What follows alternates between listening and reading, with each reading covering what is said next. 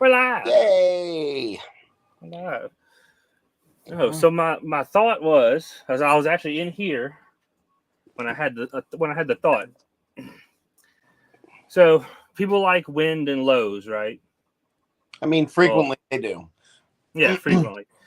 Well, what is wind? Just volumetric displacement, sub moving a lot versus small opening, right? Cabin, whether it be a door, a window, just the ratio between the two. Well, how do people get lows? They tune low and they play low, right? Generally. But where do subs move the least? Usually at tuning, at the tuning. tune frequency, So or the why would you residency tune to the dirt to then play right near tuning if you want wind? And then everyone compensates with power. And now everyone needs an 8K per sub. Yeah. I mean, power makes wind. And here's the thing is, I think a reason why a lot of us like super lows is because it doesn't hurt. You know what I mean? You're doing mid 65s at 40 hertz, and that shit hurts. Like, I hurt my balls again with the soulgasm on Saturday. I swear to God, my left nut is bigger than my right nut again. And I know when I heard it. It was when I was doing that Demo Wars fucking thing with the crowd loud with the window up, and we chose 39 hertz because I knew it hurt a little bit. I didn't even think much about it. And I was like, that shit was nasty, that song that did 39 hertz. But I was just trying to like get a score to be on the mic. I didn't try to find what was the best frequency for that. I didn't bother to do any of it. I just pulled up and played the 39 hertz track. And I had the driver window up and the door open, and I was like hot seating myself, and I was like, oh, this hurt my balls. It hurt my balls a lot. Like, my balls are still hurt, and they're a lot better today than they were yesterday. But like, when I'm doing the wild thing, it was like not that wild. It was a pretty not so wild thing. Just pretty gentle. You know what I'm saying? Yeah. I mean, that might be so. It. But when I'm doing a 60 at fucking 20 hertz, that doesn't hurt my balls. And then my face is flat. I'm like, holy shit, this is crazy. You know what I mean? It's a massive release of energy, and the fucking window is flippy flapping around, looks like the craziest fucking shit ever. You know what I mean? Like that is a spectacle of output, and I think that's why, it crazy, the craziest hair tricks ever. You know what I mean? I mean, so, I think lows and stuff became popular because it looks better on video. Yeah, absolutely. And people realized that they can't get loud, so they just gave up and decided to do pretty things on video. I mean, not you. I'm just saying, like, in general. For driving around enjoying music, anything that's like really, really loud for real is fucking garbage. I mean, but the same goes for anything that plays super low. No, I fucking peel your fucking face off with whatever frequency you want. The Soulgasm just has bandwidth all the way down to that low. It's not only built for that. Oh, I'm also mean the vehicles that are built specifically for that. Well, I think a lot of those vehicles will still also play some of the higher frequencies really well. Like, maybe I for sure don't want to be anywhere near the fucking hearse when it's fucking playing some of the higher frequencies. It looks like it'll fucking kill you. So, but yeah. I mean, it's an example of a vehicle that will only play lows and it will be shit otherwise. I mean, a lot of them. Fozzie's there, but like a lot of them. Fucking smoke them if you got them. If they have a stock cabin, them. Shit, Ray's Jeep fucking would play fucking 16, 18 hertz like a motherfucker, but it would. But it wasn't focused at that. Yeah. No, Like, mine. it just Yeah, it just it'd fall happened. off. That's It just likes Jeep life. Jeep, liked- Dodges it- and Jeeps just be doing that. It like 20 through like 60. Mostly That like money. 20, Nice fucking like man. upper 20s, low 30s. So what I started explaining to you, and I'm gonna kind of hand this explanation off to Ray in just a moment. When we were talking about the other day, it was like a lot of the direction that I go with sixth order enclosures in walled vehicles is really based on knowledge that I acquired watching John Nolte fuck with his sixth order and Ray fuck with his to get these really impressive, really fun results. Mhm. And so like Ray, I think you started out with like 2 8-inch ports with your on the inside and a big ass front port on your 612 box. And that developed down. You kept shrinking things and lengthening those internal ports, right? And it just kept gaining. Right. And then you did the same thing with the front port, right? Yeah, the front port was where I put the most effort.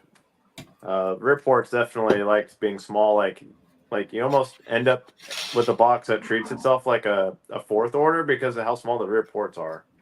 And that But seemed to have talking, helped. we've been calling them leaky fourths for a long Like fucking my time. box basically was like on paper not going to work. And Drew could agree to that. But then it did work and it continued to work because I think the volumes are so small everywhere. It was just like it would help itself load just based on its own size of small. It's kind of hard to explain. And it was very efficient that way. It might have been the vehicle itself, but it seems like, you know, you've found things that continue to work in other vehicles. So Yeah. I mean, what's crazy is with regards to the Soulgasm is I keep on being afraid that I'm going to feed it more power and it's not going to gain from it. Like, cause I see Right. that with a lot of builds, where they're like, this thing's doing pretty great on really low power. And then they're like, I'm going to put a whole bunch more. And it's like literally Don't do not that. you know what I mean? And you're yeah, like, like the Jeep, always had low power, and so it would gain when you did things. So like the 3.5 Ks, like it was a pretty decent gain to go into 3.5 Ks, but like that's not that big of a jump in today's terms. You know, like I'm still like under 15,000 watts, where you got builds now that are like 100 times that. Yeah, you know, and they're not like significantly louder watt per watt, or they really aren't louder watt per watt. They're You know, not. like they're just not efficient. Not even. well, they are efficient, and that's why. But they reached the peak of it, where the Soulgasm is incredibly inefficient. It's not efficient at all. But if I just keep feeding power to it, it's like louder, like a lot louder. Like it's using that power for reals because it wasn't Right. built to be efficient. It was built to take power and fucking get you done. And that's, you know, what I keep finding. And I wasn't sure. There was a point when we first built it where I considered even shrinking the back port. I actually built it thinking I might shrink this. It was at, you know, just on the high side of where I wanted it to be. So there may be a point when I feed it more power or change woofers or something that I decide to shrink that a little bit. And the front port, it also could be shrunk. Like the first iteration of it was designed to be the most efficient version of itself with the ability to feed it more power and see if it gets louder. And if it doesn't, that's when I'd start fucking with those ports. Right. So that's when I don't see a big ass jump, you know. And what we intend to do is put bigger, gnarlier, crazier woofers in there and put 6 of our 15Ks in there, maybe early next year. And after we do that, I very likely will start messing around with the ports and seeing if I can find gains. Really doing the only real thing that is the most important thing is to start fucking with those ports. But it's crazy when it's like, well, what do I want it to do? And I'm like, I don't need it to play lower than 17 or 18 hertz. I don't need that. That's fucking amazing. And fucking murders 20. It's wild as shit. But it also 30, 35, 40, all those fucking frequencies, it's fucking super duper wild. So I'm like, it's not tuned so low that it's only doing low and it's fucking everything else up. And I really think that any of the vehicles, and I'm not thinking of any in particular, right? I don't know really anything in particular that will only do low stuff. If there is a vehicle that is built that way, it's probably pretty easy to find a way to open up the bandwidth on the high end without fucking up the low much of any. I really believe that. Well, did you get a chance to look at Shane's while he was there that last weekend, or have you ever seen the blue Jeep? I have been in Shane's Jeep like 2 dozen times, bro. That thing's been around for 6-7 years. Time. So that build, like, you won't know it because he doesn't ever play songs that aren't like dirt deep low, but that thing will like rip your wig off at 70 hertz.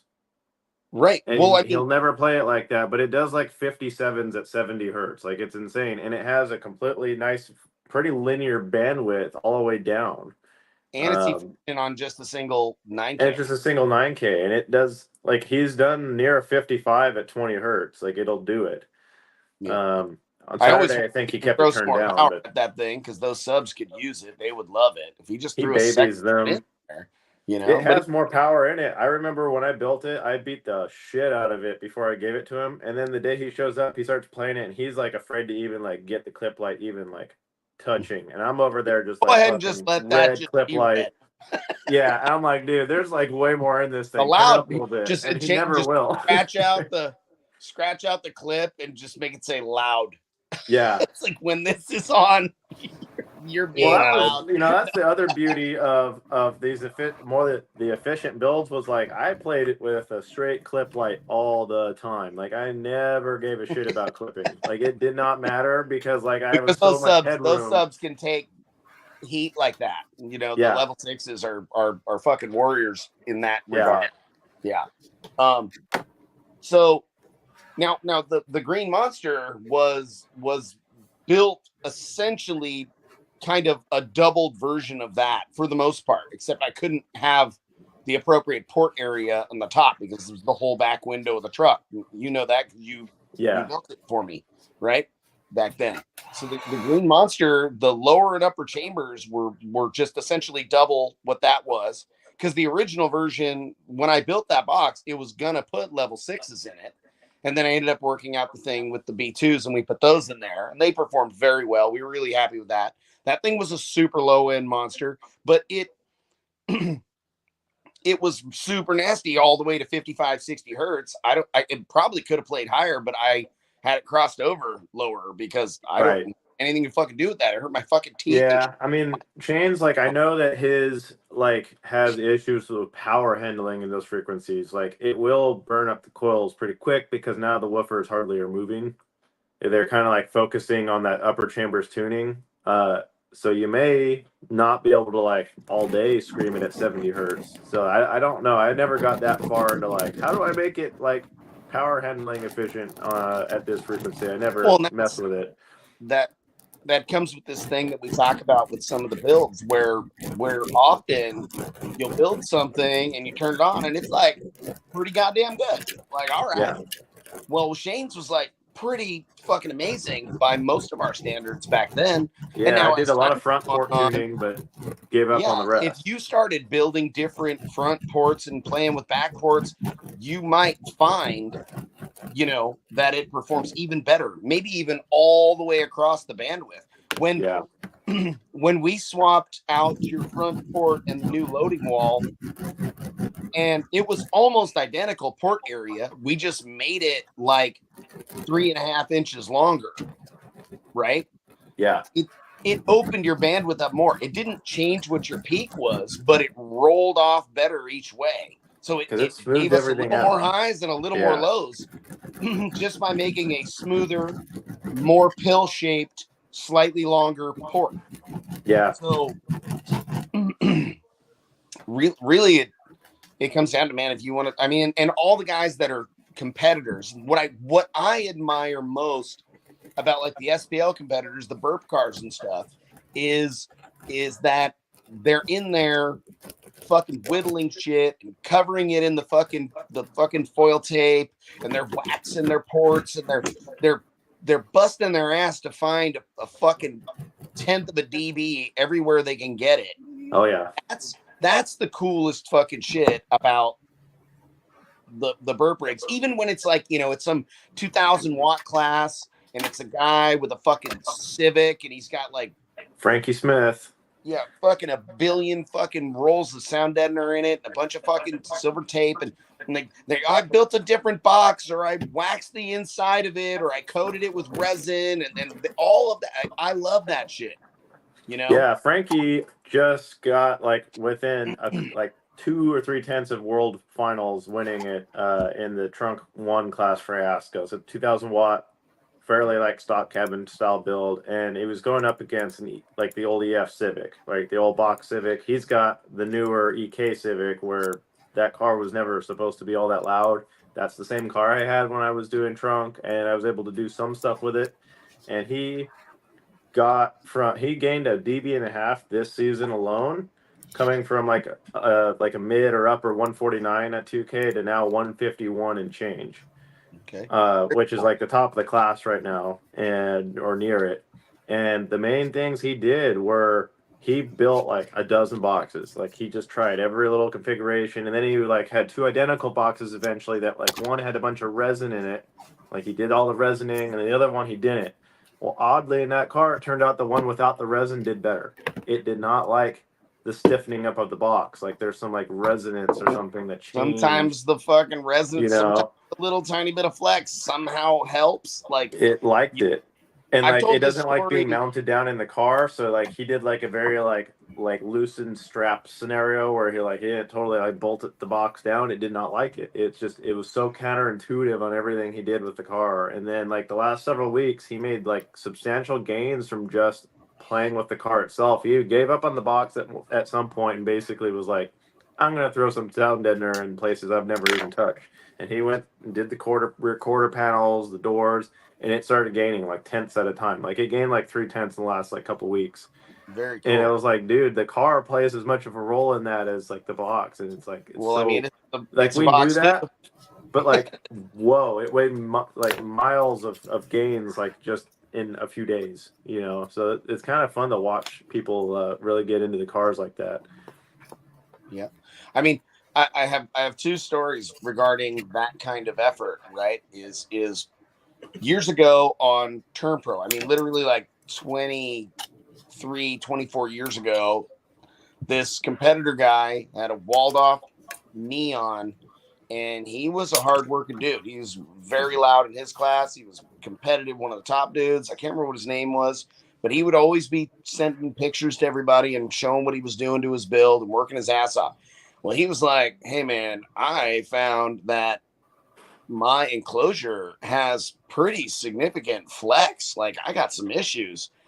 I'm going to fix that shit, and it's going to fucking gain. And he was like, tore all 3 of his 18s out of his wall and fucking built all these structures and reinforced the shit out of it, and was like, there is no fucking way this thing is flexing now. And put his subs back in, and he lost over a dB. It's wild. Over a dB, and was like, this is insane. Like, and then it was like Thursday night, late at night, he's doing all this testing. He finds that he's way down. He's like, I'm gonna go over everything again in the morning, on Friday morning, and if I don't have that sorted out, I'm gonna pull subs back out and I'm gonna cut all that shit back out of there.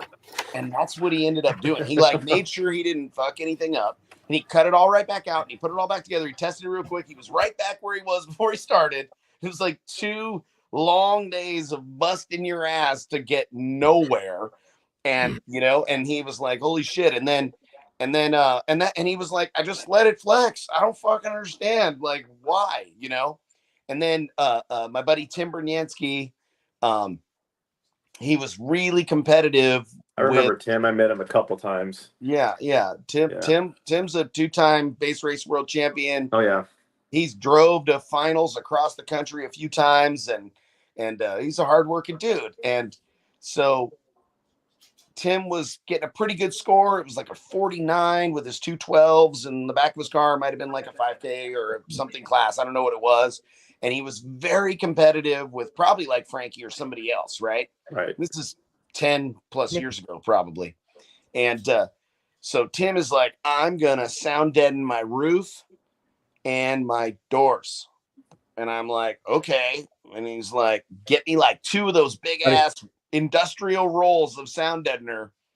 And he goes and I get him these big old rolls. It's like $110 each dealer cost. They were like $160 retail. So he's got fucking $300 worth of sound deadening material. He tears his whole interior out. He's got the roof down. He's got like 3 layers on the roof, 2 layers on the outside skin of the door, 2 layers on the inside skin of the door. He's working hard all day long. It's like a 15-hour day. We're at the shop working. He's out in the sun in the parking lot, busting his ass. He's got his own meter, puts it all back together. He's playing music for us. We're listening to it. And everybody that had gotten in and out of the car is like, it is for sure louder. We were like, fuck yes. We were so pumped. Down a dB. Yep. It sounded so much better inside and outside of the car. Everything about it. We all loved it. And he was like, nope. And he just started taking the whole fucking thing back apart again and ripping all that deadener out and throwing it in the fucking dumpster because he wanted to compete. Yeah. And he wanted to score because that was kind of like before the base race thing really became a thing. So he was still trying to be competitive with the DB drag, burp test. So yeah, what I want to see, and I'll continue to preach forever, is I want to see more people opting to put the work into their system as far as testing it and trying to make it louder without necessarily upgrading equipment, right? Like more amps and battery and work on the system. Because I don't know, I came up in a time where it was like 15,000 watts was insanity. It wasn't cheap. And power wasn't cheap, and AGM batteries and like all this, and it was like I'm a broke college kid who was into audio big time and trying to come up with people who would give me deals on equipment or just could I borrow equipment, and it was always like, all right, well, I need to make the most of what I have. I want to see more of that. I miss that. What classes do you guys have, or are you going to have for the demo bros? Like, that's not centered around the meter. It's all based on the meter as far as our SPL classes go, but like we have the 30 hertz class now, so it's just musical 30 hertz. It's kind of a brutal run. It's really, you qualify for 30 seconds, and it's the top 2 are going to do later on a 90-second run. And that 90-second run, in my opinion, it's like you should be able to do that if you're a demo build. If you claim to be a demo build, you should be able to survive that 90-second run and put up a solid score. Is it just one frequency, or it's 30 hertz and lower, so you can play whatever you like under 30 hertz. And then since then, it's not official or anything yet, but I've started pushing a version of that at 20 hertz and lower, where you're forced to play at 20 or lower for that whole 90-second run. Bobby's done it a couple times now, a few other builds, and I think it might catch on. And if it does, I really, with some participation, I really want to see IASCA adopt it. I think it'd be pretty cool. And then that's a start.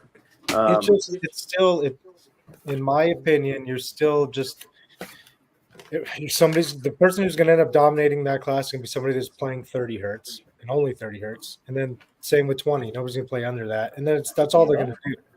I mean, potentially, yeah. That makes sense. I don't know how else. Like, there has to be a way you can still use the meter, but you guys have to have a connection into developing tracks.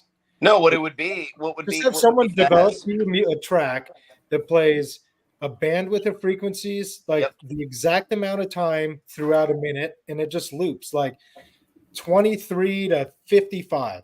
And each frequency gets like 12.5 seconds. There's some breaks in there, blah, blah, blah. You just give this to a guy who knows how to make music. he should be able to do that. And Right. then it just takes away the one frequency. No, not that, like, obviously if a car that's going to play 30 hertz, it's going to be able to play other stuff. But if somebody's really just trying to get a championship, they'll build a car that like just plays 30 hertz. I don't even know if that's freaking possible, but I would figure it'd be possible, right? Yeah, Kind of. no, I would think. an SPL car doesn't have to be 80 hertz. You can make an SPL car at 20. Yeah. So Right. like I'm just trying to get away from that part of the competition. Like that's the every org, that's what every class is. It's all geared towards It always ends up being a specific frequency. But like what Steve not is just saying, frequency. I think it's it ends the up whole being a music track, and it's like it's a song. It could be fucking any song, right? Like find any song that has a shitload of bandwidth, and you go, it's that song. Yeah, You know it what I just mean? takes away from the You guys. play And like, if that you want to get song. the demo guys in the lanes Yeah, just spending rely, by the money, way. you got to get it away from one frequency things because the demo guys don't build for that. They're never going to build for that. You're only going to get the same guys in the lanes that build for competing. Demo Yeah. guys don't build to compete. So you need to build a class that's built for demo guys because then I think they will spend the money. I don't think any of us, I'd love to run I do run in the lanes now. And I mean, now that I'm going to have a car, I'm going to compete in True Loud whenever it's available. And it's kind of a mix like that. But I think it could be much better than, well, not really much better. It could be better. It could be, music could be better. It could Well, be I think it's not unreasonable to. Can we mute Drew's mic thing Got that's making a racket? Yeah, I got it. Cool. I think it's reasonable that some of these things, that 30 hertz demo boxing and the 20 hertz demo boxing, can easily be stepping stones towards the development of a full bandwidth, a demo bandwidth, class that would be really cool. And what's really cool about that 20 hertz demo boxing is the guys that complete in Cyclone will have their builds really built. They're already kind of built for that. There's definitely guys that have already built builds for Cyclone that are focused on that 20 hertz that will love to participate in that. And the Cyclone shit isn't nearly. No, I don't think you should get rid of. I think it's great to do a 20 and a 30 hertz thing. That I think that's yeah. most I builds think are if we going anyway. add as we I think establish if you that wanna- 20 hertz. I guess what I'm just trying to say, if you want to get the demo guys into the lanes, because they don't care about building for competition, they're never going to. It's just not the mindset of a demo guy. You might get one or two that gets the bug in the lane, but Right. just to get like all these guys that are out there just pounding away doing demos, you want to get them. They're competitive people too. They want to say, I have the best demo rig at the place, and I know you guys are smart enough to. I want IASCA really to be the one to do it because between you and Travis, like you guys are the closest. I affiliate with you guys more than anybody. I see you guys more than anybody. We hang out at shows, like we're closer than it's different than just being an org. You guys are my friends, so. Like if you guys could cater to the demo guys, I really think it would. I think would drag those people in, at least some of them. I think want to that's see where it. that I think 20 what we hertz struggle thing- with is a balance or striking a fair balance between keeping it simplistic enough to be doable and actually like covering all our bases. So, I like that idea of having a set song that like does everything. I mean, because that can keep it fairly simple. And then from there, it's like, okay, well, now how do we develop a scoring system? Well, And the other thing I struggle with too. personally is any of the subjective judging. So like anything outside of the meter that, you have to have very well trained judges to deal with it. That's why SQ is such a particular, kind of genre, because that's more of a subjective sort of thing. And so with demos, it's like, how much of that are you going to bring into it versus, I think maybe the people have a stigma of the meter. Like they just don't like the thought of the score. And even if you put some sort of song that has a bandwidth and you're still thinking about a score, well, it's like, okay, but how are we recording the score? Is it still an average? Is it like, how would you come up with it? The SPL side would be an average. The musical side, the mids, the vocals, that's harder, like you said, because it's subjective. Like if all your SPL judges were also SQ judges, that would be easier. but I don't. That's obviously not the case. Yeah, and the other issue You're is all the the SQ imaging side does in this not. 65 vehicle is really shitty.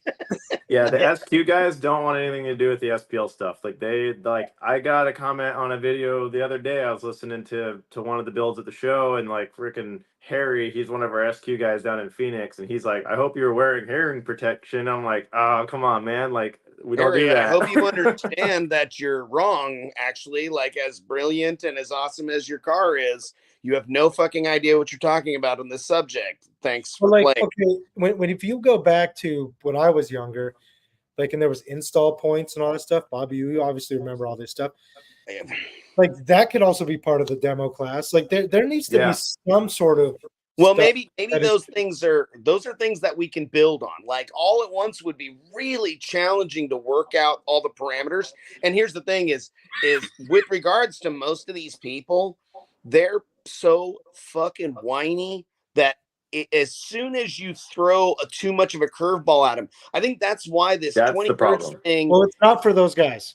It's for Bill. They need to leave. Guys demo rigs like me. There's so many now. I can't even list them all. There's probably if every whiny bitch in car audio left, there'd be like 17 people left.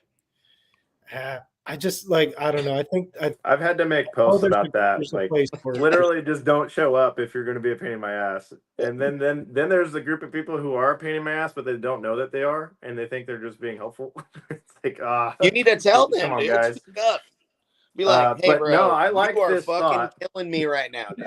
Like sometimes I like this because so what I'm doing is I think I have, from my understanding, is I do have a little bit of freedom at my shows to kind of like do as I please on some elements. Like obviously I have to be in the confines of the rule book and everything for the official classes, but like if I want to throw in like some fun extras, like I think Travis is usually about that.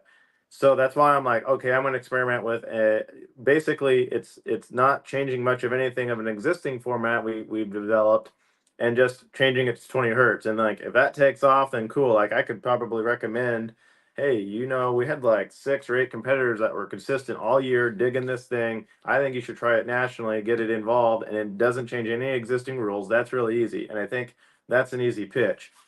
I like this a real new quick idea. pitch on that you should make sure you include is that the DB Drag Cyclone class is really focused on that frequency range as well. And some of those guys that fuck with that, take their competitors.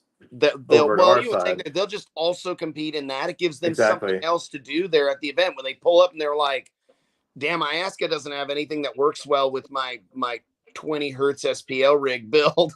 then now they do, and they can come and get their asses kicked by Ben and Jose and sure. And you know what I mean? And like with regards to me pulling the Soulgasm through there, it's like, oh, this is like kind of fun, and it does it really well, and it's reasonably competitive, even though it's not built just for that, Right. And it's supporting something new that I feel like will get more demo guys to pull their cars through the lanes, and some competitors that compete in other classes that have some similarities also through the lanes. And it's another big step towards this idea that Steve has, which I really like a lot. And like, let's say hypothetically we go, okay, the next thing we add is the one that is full bandwidth, and we're talking 20 to 60, right?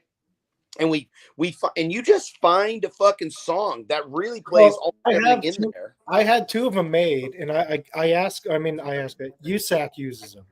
They made it an official class. There we are. Send them on over, buddy. Let's do it. Yeah, I'd like to try that out. I'll go, and then we're gonna do this one, and I'll do that one too with the fucking Soulgasm just to instigate that shit, and I think it'll be fun. I'll have to check with Jeremiah, and I'm sure it'll be fine because it's technically still my music, I guess, because I'm the one that had it made. Okay. But I think they made it an official class this next season. It's called True Loud. But it basically plays, I think it's 20. I don't even remember the frequencies anymore. It's like, but they're 8 frequencies apart, and there's 5 of them, and it goes from the 20s to the 50s. It's a 1 minute thing that plays, like I said, 12 and a half, 13 seconds of each. There's like 1 second breaks, and then it just loops. So if you want to start it like your favorite frequency, it doesn't matter because you're still going to play a minute of all the frequencies because it just Right. Yeah. And it's I like that. 5 minutes long or 6 We minutes could long. start experimenting with that at my shows. Like that's what I'm doing with the 20 hertz thing. It's like I want to just see what happens. We all know it's unofficial. It's not going to be like recorded on IASCA. It's just at my shows I can start experimenting and seeing like, okay, what's catching on. We work with it. We come up with a decent set of rules that maybe kind of meets like, the idea of existing rules IASCA uses, like takes elements from our SQ side, takes elements from the SPL side and combines them. And if it makes sense, it's like, okay, I can probably pitch this. There's a lot of people who like this. What if we take it in this direction? If you guys want to get with me and like figure out how we can set that up, I think all and we work need over the next year on it, let's do it. I think all we need is the music track. And we just, Steve, if you can find that shit and email it over to me and Ray, and then we start giving that to everybody and we go, let's see what this does. Man, it gives you an opportunity to go, okay, what is this thing really doing? You go, shit, man, I need to equalize my subs a little bit because if I turn the volume to here and it goes on here, all of a sudden you're like, oh, it's not that loud. Or it's like, you're like, ah, shit. You know what I mean? You're like, I gotta turn it down, Yeah, I think it'll be, and it'll, you know what? And doing something like that will make for better demo vehicles a little bit, right? Like, because everybody will have bandwidth, it'll sound good doing it, and they won't break them as often. You know what I mean? Like, I don't think they will. They may break them in the lanes as often, but breaking it in the lanes versus breaking it while you're in the middle of a demo is less embarrassing. You're all, oh, I broke it, son of a bitch. Well, I was giving it everything it had. Right. I was doing. I think the main goals that I understand is I don't think Travis at the moment is trying to add classes. So I'm kind of being rogue right now, be doing the 20 hertz thing, but I think I can eventually pitch it. We'll see. I think the main thing is if we do pitch things like that, we don't want to try to add more classes than much more than what we have. I think the main thing is like we're replacing things or we're like making a brand new fresh format. Yes. And we're not making it crazy. So it's got to be limited in scope. It can't have like all these crazy mathematical things we're going to do to come up with a composite score. Like we have to keep it as simple, bare bones as you can. You pull up, you play this one song, and you have a 1 minute average, and that's how that goes. Or it's a minute and a half or whatever the fucking version that we want to do. And then from there, as it gets established and the more people you have, that's when you could go, all right, guys, in this true demo class or whatever the fuck it's going to be called, we're going to add in some judging to the install, at 3x events and up there where you're going to get judged on your install. And it's going to have something similar to the judging of an SQ sheet. Yeah. Right. And then that adds to your points. It's 20% or it's 40% or whatever the fuck we decide makes sense. But that's later. That's after you establish it and it runs for a season or something. Yeah. This is the other thing I've had to learn is I know like IASCA right now under Travis's leadership, like this stuff moves at like glacier pace. And at first I was kind of against the notion. I'm like, we need to really like reform some things. There are problems here. And he's like, no, we're going to stay true to the roots, but we're going to perfect. And he's just spent the last 5 years just really slowly tweaking. We introduced one format and we're kind of expanding it slowly. And then now it's like, okay, we'll keep pushing, but we're going at a slow pace. And I have actually found that has been the best tact we could have made. We had such a successful year at finals this year. I saw a lot of other, I won't name, but different places that they had issues with their finals because they have too much going on. They have expanded it way too fast, or they have just too many freaking rules, like just so many little gray areas that they try to explore and put language to, but it overcomplicated. And then I stand back and look at IASCA, and what we did was we've kind of stuck to our guns. We haven't changed anything radically, and we spent more time working on our judging than we did on the rules, right? I think the judging is what makes and breaks the interpretation of a basic rule set. And I think it was really successful this year. And I think that's, we're going to keep sticking to that, but, hopefully bringing in some new stuff like we're talking about. Yeah. Yeah. And Travis is right. With regards to all this stuff, slow is fast. And and making big crazy changes makes all these whiny ass motherfuckers all up in arms and fucking crying, and there is some legitimacy to their gripes. If you go, all right, we're gonna change this class and we're gonna drop that class, and there's some poor guy that's like, dude, I spent 15 grand building my rig for this fucking thing. I tore the, like, you know what I mean? And then you change everything on it, then that sucks for them. And I would understand that, right? You know, but changing it and making progress and people acknowledging that the baby steps are all in the right direction.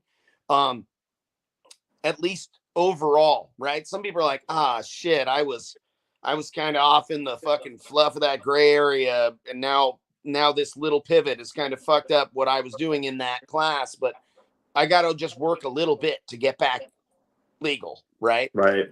You know, Yeah. so yeah, that's how we've been doing it. I mean, it seems like there will be some class changes we've identified. Like what Travis does, and it makes sense, is the baby steps are backed by like several seasons of data. So we'll look at like, okay, this class has like no participation. This has been a consistent trend for 3 or 4 years.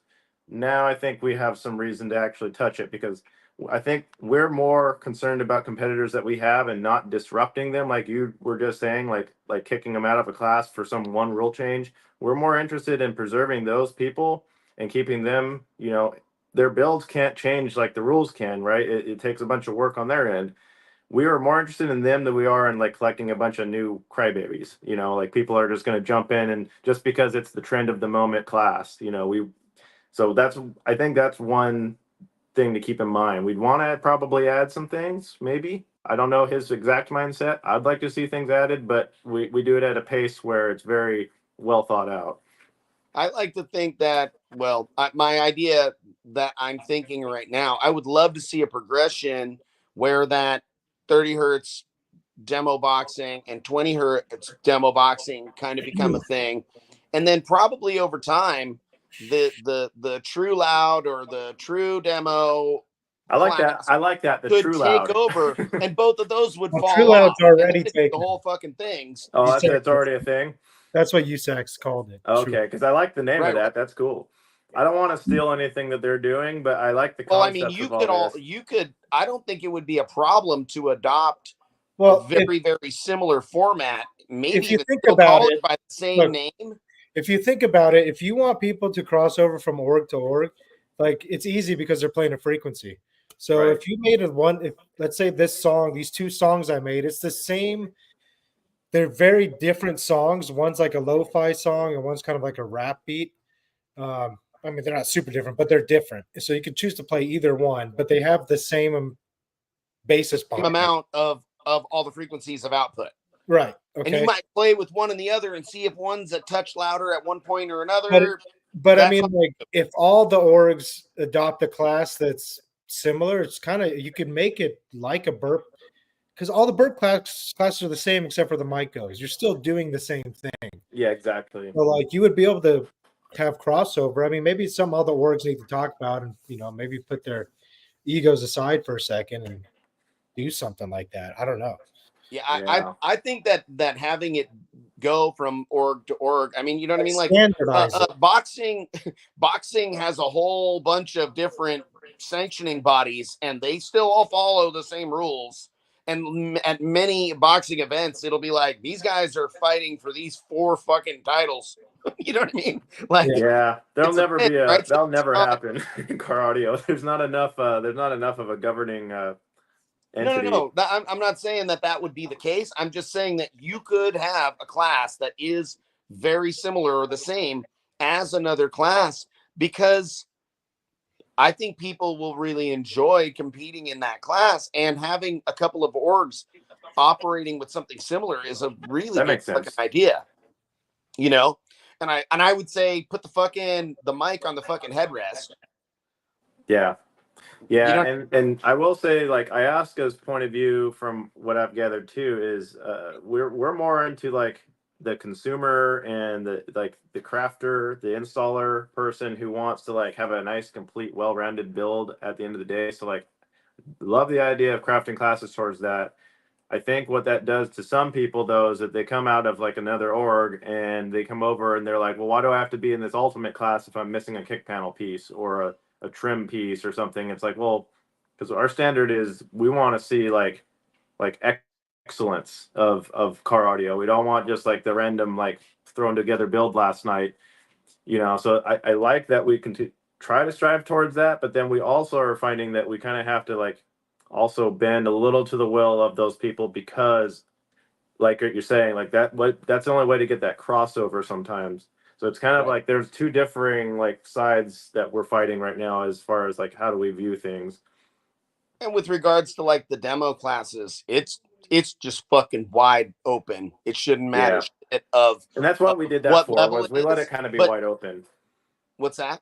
We purposely let those be a lot more wide open because we've come to the realization that you have to like make it a little easier for some people to get in, you know. Right. We can't be like caviar eating. It's got to be a dedicated vehicle that it can hardly drive on its own. Like, I mean, you could go across town in the Soulgasm, but you're not going to love doing it. Like, the fucking double windshield's a little silly. You can see it's not, I don't think it's unsafe. It kind of gave me a little bit of a headache, I think. You know what I mean? But some of these vehicles, they're like trailer only. You're lucky if you'll get me to pull the fucking thing off. You know what I mean? You're like, shit, okay. And they're like, you know, like, but that's okay. These things are, what's incredible about all these wild ass demo vehicles is that they're like a fucking ride. It's like you went to a fucking amusement park. You know what I mean? Oh yeah.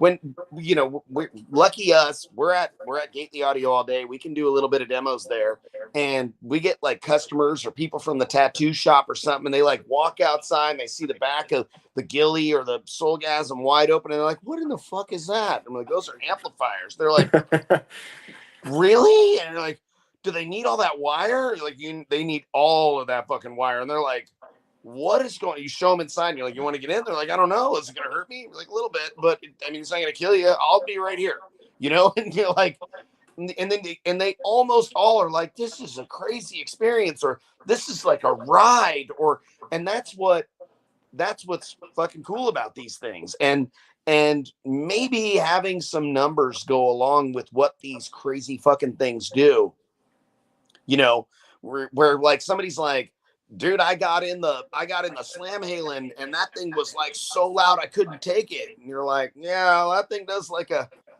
53 in True Loud. And you're like, that's a Soulgasm. It does a 63 in True Loud. You're like, oh shit. You're like, you sure? You know, and like okay, I'll stand at the door. You know, you're like, so I just sent both of you guys the link to the OneDrive. So you click on that. There's two files. Like I said, two different songs, two different beats.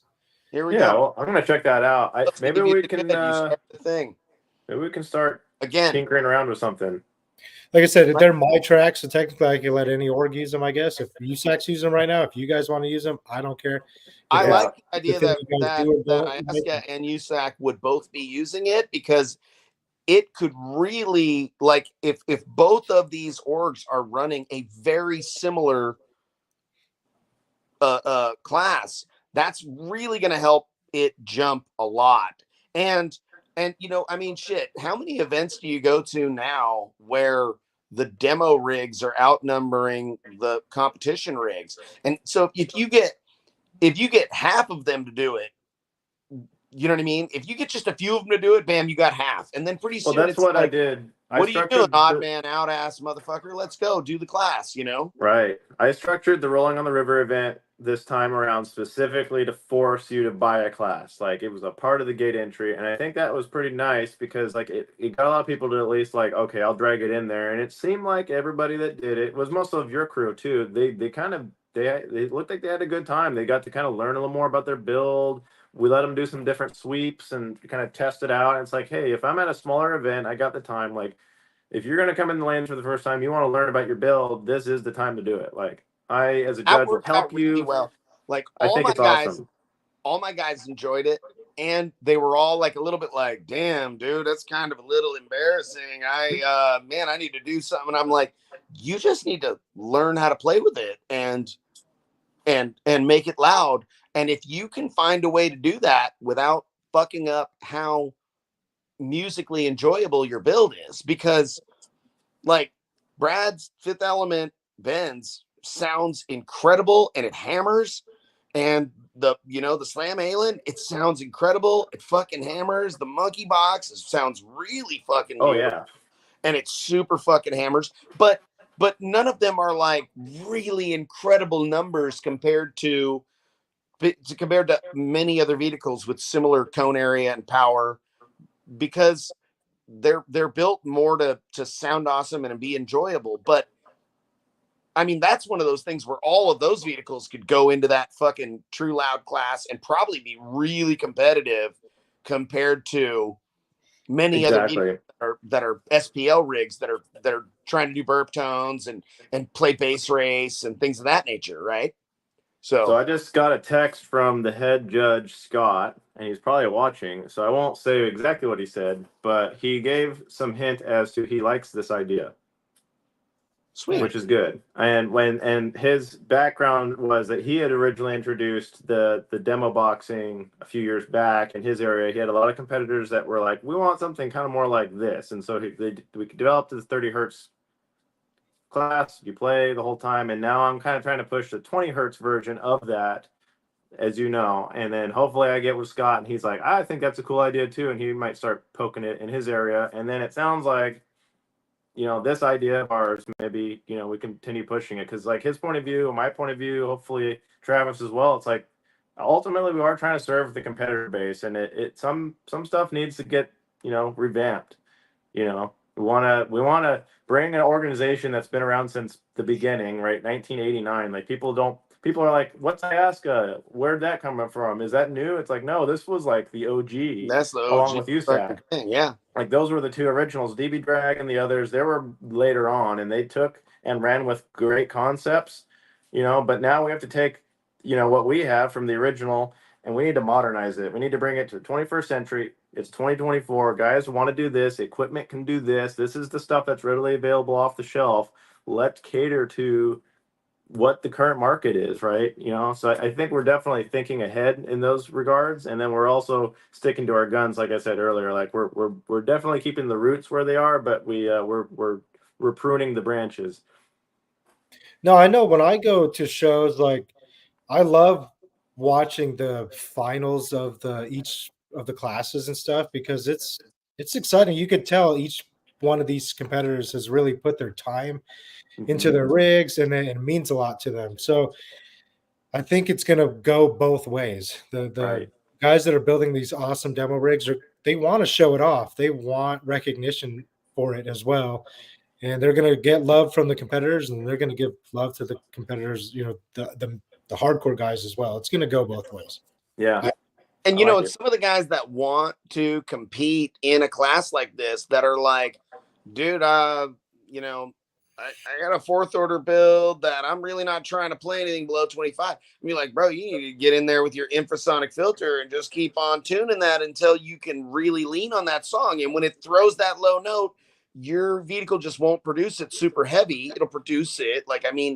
Almost anything will play 20 hertz. It may not play it with incredible sound levels, but if you're afraid you're going to break something, and then people will be equalizing, and the next thing you know, those guys that are competing in that true loud class, they're going to have gnarlier demos. They're going to be ones that with I have a DSP most, and they're going to be playing all kinds of bandwidth, and you're going to be like, fuck, dude, this thing's wild. Like that Jester song plays 18 hertz, and then it swings into the 30s and then mid 40s, and it's like boom, boom, boom, boom, and it does all this wild shit, and that's what makes that song a lot of fun. Whereas, how often do you play a song in your own build that has like the same 3-note boom, boom, boom, boom, boom, boom? Pretty soon you're 40 seconds into the song, and you don't want to give a 40-second demo, but you're like, I'm over this ultra repetitive bass line.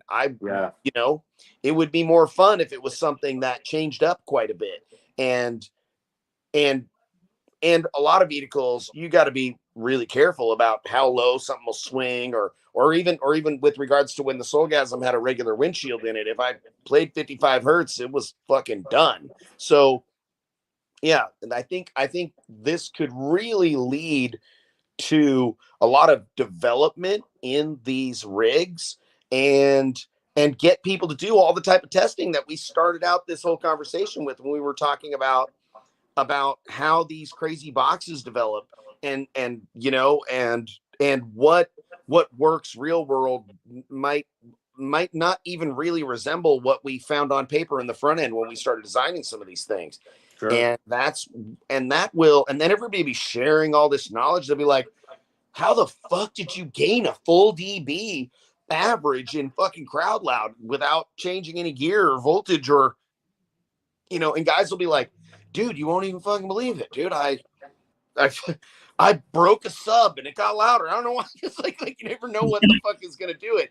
And then you find something, you're like, okay, I replaced one of my subs with a passive radiator. Fucking, Right. You never know. Or any so many different things, right? Well, and I haven't done a ton of judging on like best demo and stuff. I never have the opportunity because I'm stuck doing what I have to do already. But you know, if I were, and like in this instance, like Sky High Barbecue or something, like I know that you guys done some of that, like out at Slam, like Diddly's demo. In my mind, like if I were gonna have to judge a demo build, like I wouldn't be judging as favorably to a guy that just sits there and tries to like tap me out versus somebody who gives me something like I would want to go listen to this while driving down the street, like because he gave me insanely great bandwidth. He chose an insanely great song. His mids and highs did a really good job of giving me everything I needed, and it was comfortable and it was just nice to look at versus like I'm in this steel death trap. Like I give kudos to those kind of builds, but like for me, if I were judging based on just like a subjective view, I don't want to be listening to 70 hertz, like trying to bust my guts out. I'd rather be in like a 160 or even like a 150 that just sounds phenomenal and it's like fun. And I've had a lot of those kind of fun demos. Like, who was it? Melissa Napoli. She gave me a really, really awesome demo of that rig, that the last Sky High. And that was like why I chose her as one of the better demos. I think I was doing demos helping you out at that Yes, last we chose barbecue. you to pick best demo. And she was Yeah. among one of my upper, choices, We gave her, just because. I think between you and Darian, was there somebody else? I thought there was three of you. I think the other person I didn't really know so well. It was like I picked you and John picked Darian, and then somebody else involved picked a third person. I think we had Scott, which is one of our judges, but I think he was helping me do best install. But anyways, we had a whole slew of things at the barbecue. And she like that was more of the funnest demos I've had because she played like a good song and it was surprisingly loud, and she didn't make it like about choking me out or anything. It was just about like it's loud, it sounded great the whole time, and it was like I could rock out in here. I actually enjoyed the experience versus like I feel like I'm being punished for being in here. Like, you know, there's the difference, right? Or oh, this thing sounds like garbage when the tweeters are like making me go deaf, but I can't hear any mid range or no. She had a well-rounded setup. It sounded great, and she did a great demo job. Like she had like made a mistake on the head unit and like goofed something up, and it was like it made it more fun and it worked good for her in that scenario when I was getting the demo, and I was like, I love that. Like this was a good demo, and even if she wasn't like doing everything the way she thought she should have. And then you go into the next vehicle and it's like, what is this guy doing? Is like, I smell antifreeze right now and there's garbage on the floor and his tweeters hurt my ears. Like, I don't want to give this guy points. You smell antifreeze. You're like, oh, yeah, fix that before you bring it out to a show, man. I love this idea. I've only gotten, I think, in one car that I was like, holy shit, there's no way you asked me to get in this fucking car right now. Like, you asked people to get in this car? But besides that, I mean, yeah, there's some dirty cars out there, but this one just blew my mind. Like, I was like, whoa, bro. That's funny. Whoa. I wanted to mention one thing. Well, before I forget, the other thing I want to see more of at events, and I think there are events that do this, and then there are events that could do this. When I did the Rolling on the River last weekend, and even the first time, I was like, if I'm going to be doing something for IASCA, and I really want to represent IASCA, I want IASCA to be fun. And in my mind, just doing a regular competition, like that's fine and all, but like that doesn't necessarily build memories for everybody every time. What is the memories and what I remember as memories of the good old days are the interactions with the people and the activities that happened at the show, not necessarily competition itself. We come there for the competition. That's kind of the catalyst, but then there's that fun stuff that's happening in the middle.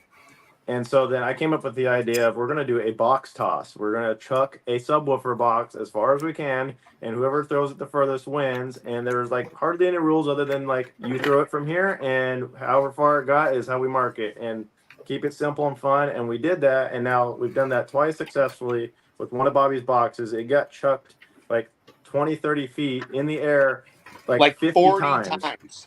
Yeah. It was 40 plus throws of the box. And it was like, yeah, whatever happens to it, you should be able to just sand it a little bit and stain it. But in the end, it was like you can literally wipe that off with a damn towel. Yeah. And I think like, that was no dents in the corners at all. I mean, it was on grass that was like relatively soft, but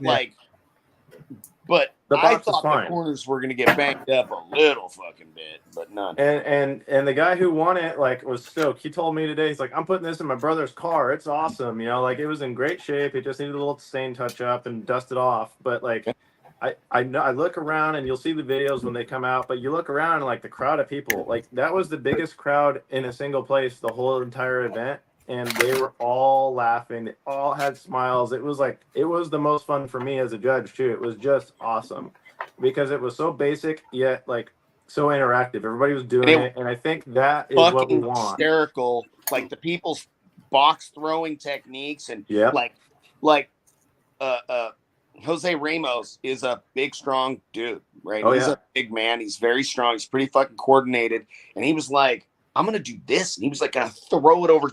And he like throws it. He launched it pretty good, but it kind of went a little higher than it did back. And then he kind of landed kind of funny and was like, oh, I kind of knocked my wind out. I'm not going to do that again. But I was like, it was a pretty good throw. Like, I don't know. You might want to try. And he's like, I'm not doing it. It was like kind of funny. And then my buddy Josh, he was a hammer thrower in like college, right? Which is you spin and fucking throw. And he was whipping that thing around. The first time he threw it, that was the second place run, and he threw it far. And like everybody else took 4, 5, 6. Sean Sickles threw that thing like 7 or 8 times. He was trying so hard, and he's like, oh, Bubba, I gotta win this shit, bro. And I was like, I don't know, bro. Like, you're doing pretty good, but man, you look tired now. Scott Boss fully sweaty. His shirt was stuck to him the whole way. It was hella funny. But I thought like that was what builds those memories for people. Like that was so much fun for everybody, and like even people who had no chance of winning were just like loving it. Who ended up throwing it the furthest? What's that? Who threw it the furthest? What was that kid's name? Danny Reynoso. He's one of my competitors up here. Is he a big kid or? Big kid, yeah. Probably decent. 6 foot, 200-ish is my guess, right? Yeah, he works in farming, so not little. Did he throw it like a hay bale, or how'd he throw it? Well, I don't remember exactly, but I think the technique. I think he did like almost a full spin, one hand, and winged it, and really the best thing was if you threw it pretty far and then it landed and got a good tumble roll. Yeah. That was really because I mean, if you got it tumbling, it was like shit. There was a couple throws from a few of the bigger guys that it was like ooh, and then it hit and was like, Peh. It was a dud. Yeah, completely stuck. Yeah. So you got some physics in there for sure. I bet Drew could fling that fucking thing pretty good. Drew is a power lifter and he is a fucking gigantic man. John Raby would also be. How big? How heavy was the box? I mean, like it was a Singleton 1.0 box, which is our third smallest, right? So I'm getting the signal to cut off of here. Okay, it's almost dinner. Okay. Yeah. I actually am about ready to do the same myself. But what do you think? 35, 40 pounds the box. So it was a little on the extra heavy side, but I mean it was equal. It was heavy enough to make it awkward for a throw. pull your Like shoulder. where the other box was like reasonably lighter to where it was like it wasn't so awkward. Wasn't it a double? Was it a double single 6.5. 8.75 or a double 6.5? Right? Yeah. The same one I drove over with the Jeep multiple times trying to break it and it never broke. Yeah. Maybe we'll do it with we'll try it with our smallest box. We'll do a 0.45 single 6.5 box. Okay. And I'll like, we won't throw this, but I'll throw in a 6.5-inch subwoofer to go with it for the winter next time. And we'll just do that shit. It should be fun. Yeah. No, I love these ideas, and I appreciate you guys being so supportive. We want to make it fun for everybody, and we'll get together. We're gonna come up with something For sure. Hell Good shit. All right, we'll get to dinner, buddy. Yeah. Thanks for coming on, Ray. All right, thank you guys. Later, We'll buddy. talk soon. Later. Cool. Hey, what do you guys think about having Brad Nichols from Warpath Energy on next week? Maybe talk a little bit about batteries and battery chemistry and bus bars and conductivity and stuff. Me and Brad have a pretty ongoing debate on how much resistance things have that I think Drew and you, Steve, would have some really good insight on about like bus bars and connection points to the batteries and multiple batteries. My bank's confusing, okay? Because I'm pretty sure that when he was here, he was like, "You don't need any jumper," and then Jim was like, "You need jumper," and then I'm like, if I look at it, I don't think there needs any jumper because if when I measure on one side or the other, it measures 15 point whatever volts. There's all this, like, it's obviously all together, and there's a ton of aluminum there. Why would I need to jump from? Yeah, the aluminum is the jumper. Yeah, right? like, why am I jumping from this to here with 1 aught or with 2 aught, 3 aught, 4 aught, whatever? Like, why am I doing? And it's already and you're talking about a bus bar, right? Yeah, like mine has like, long bus bars, like tall ones. Yeah. All the banks. And then it's one bank with like the positives linked together in a big chunk. So I have two positives and 2 negatives on my bank. Right. So I have wires coming from everywhere instead of just coming from the sides. Yeah. So it is a little different, but in my head, I don't understand why I need jumpers, but they're now both saying that I do need jumpers. So okay. Well, let me tell you something. Yeah. Electricity does not flow like water, and it doesn't even resemble how water flows at all. And if anybody tells you that it does, never listen to them about anything regarding electricity ever again. That's the only thing I'll really say definitively is if somebody says something super delusional about something, don't listen to them when they talk about something. Okay, so would that mean I do or don't need jumpers? What's that? Does that mean I do or don't need jumpers? You probably don't. Yeah, but here's the thing. If you added them, could it possibly hurt you? Probably not. So every once in a while, when Brad is like really hung up on something, I'm like, if you want to do that to your build or your car, you can go ahead and do it. Yeah. And then at the same time, right? And he's like, oh, and balanced between the cells and all the things and this and this. And he's like, what if we put another battery over here? And I'm like, dude, based on your description of how electricity works, that would be a horrific issue of balance and current issues and heat and everything else. And he's like, what do you mean? I'm like, if you think that a fucking 30-inch long piece of bus bar is going to have a lot of resistance from one side to the other, then a piece of 4-aught that's 15 feet long is going to be a big, big, big fucking problem. Yeah. And it's clearly not. Everything always works fine with that. Now, also, if we're talking about resistance, there is so much more resistance in a crimped lug, even an extremely well crimped lug. There is way more resistance there than there is, exponentially worse than any part of the wire or any bus bar.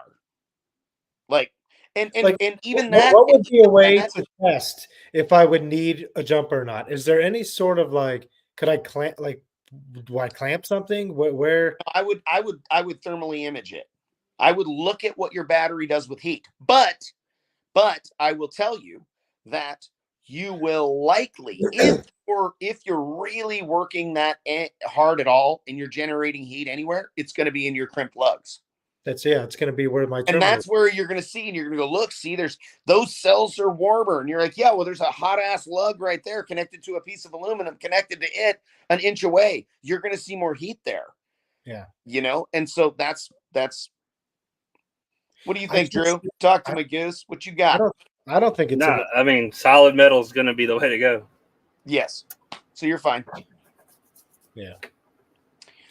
Would it now if you put it there, would it be a problem? It would. That's why I'm like, dude, do it whatever way you want. I have one.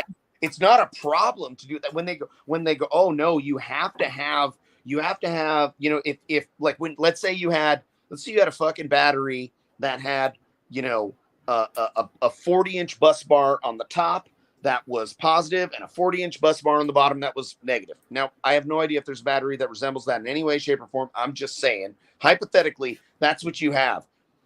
You could have all of your lugs all on the far fucking left-hand side and the negatives on the far right, or both, or scattered about, and I don't think it makes shit ass a difference of the balance of that battery unless your lugs and connections are generating heat at those points. If they are not, your battery's going to be just fucking fine. I'm super duper duper confident of that.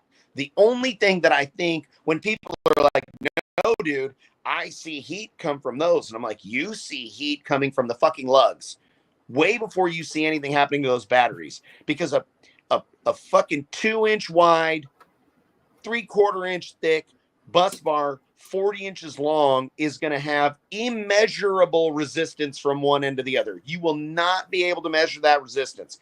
Like maybe fucking SpaceX has some fucking thing, or there's a math whiz that can calculate the insignificant resistance from one end to the other of that bus bar. But you'll see a lot more resistance in the connection to that fucking lug.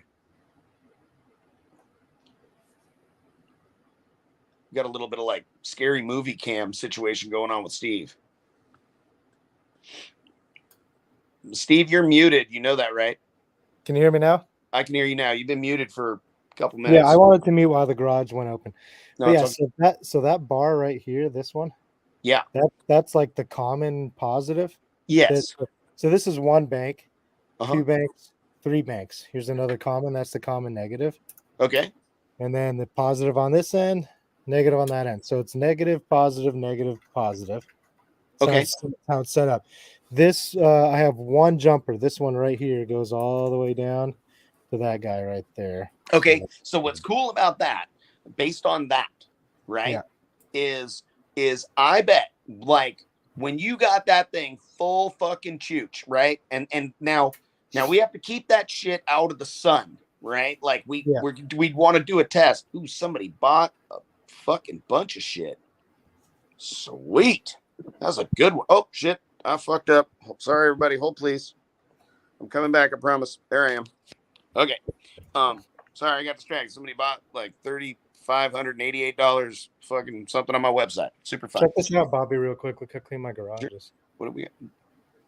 Pretty fucking good. I'm proud of you. I mean, yeah, it's fucking a million times better than it when I was there. This is just the suspense and parts. We're going to be putting the bags on here. Excellent. But yeah. Good shit. So let's say we go, we know we're going to do a test. We know we're going to do a fucking test, right? And you got this thing. You're not letting it out in the sun. You got an easy up around it. You're playing this thing all fucking day long, and you're beating the shit out of it, right? And then we go, okay, cool. And we whip out my badass thermal camera, and we look at that thing. And if we see that fucking jumper lead is a little bit warmer, noticeably warmer in the thermal camera, and it's a good fucking camera. You could see relatively slight differences. Then we go, we should have more of this jumper. You know what I mean? Yeah, that makes sense. Pretty much it. I feel like that's the best way to see if your wires are getting hot, you don't have enough wire. Now, if you go over to your amplifier and the wires coming out of your amplifier are warm, they will be, because your amp's going to be warm. Your amp is going to warm up those wires.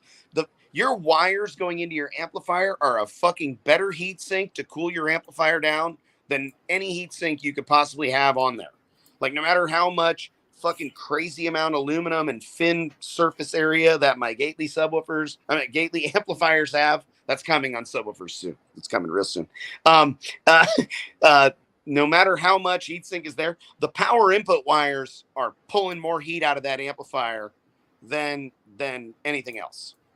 So if you're seeing hot wires on your battery that isn't just thermally transmitting down that wire from your amplifiers and it's making its own fucking heat, you either have issues with your lugs, you have shitty connections, you maybe have shitty connection on your bus bar, you have a shitty connection on your bus bar to the cells. Those are all possibilities, and they're all way more likely to be an issue than your bus bars not having more resistance than them, right?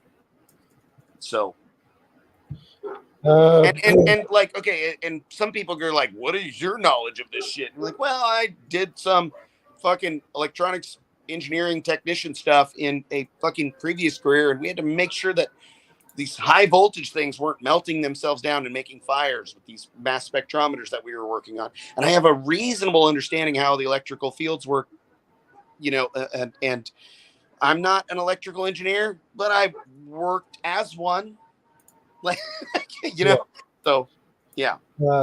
I say the reason they don't use copper, you don't see it used a lot, is cost mainly, and corrosion. Like, it's just aluminum's cheaper. You just make it a little thicker. It works just as good. The difference in, like, let's say the bus bars on one of these monster lithium banks was done in copper, it would be immeasurable how much resistance it has compared to the aluminum, and it would cost like 5 times as much. And it would be heavier than shit. And these batteries, sometimes you go to grab one of these 200 amp hour Warpath banks and you're like, am I going to be able to carry that? And you're like, fuck no, I'm not. This thing is kind of scary. It's a unit of heavy shit. It's out of all the things you never want to drop, it's a big ass lithium battery. Oh, dude, if you do, just run. You should at first run.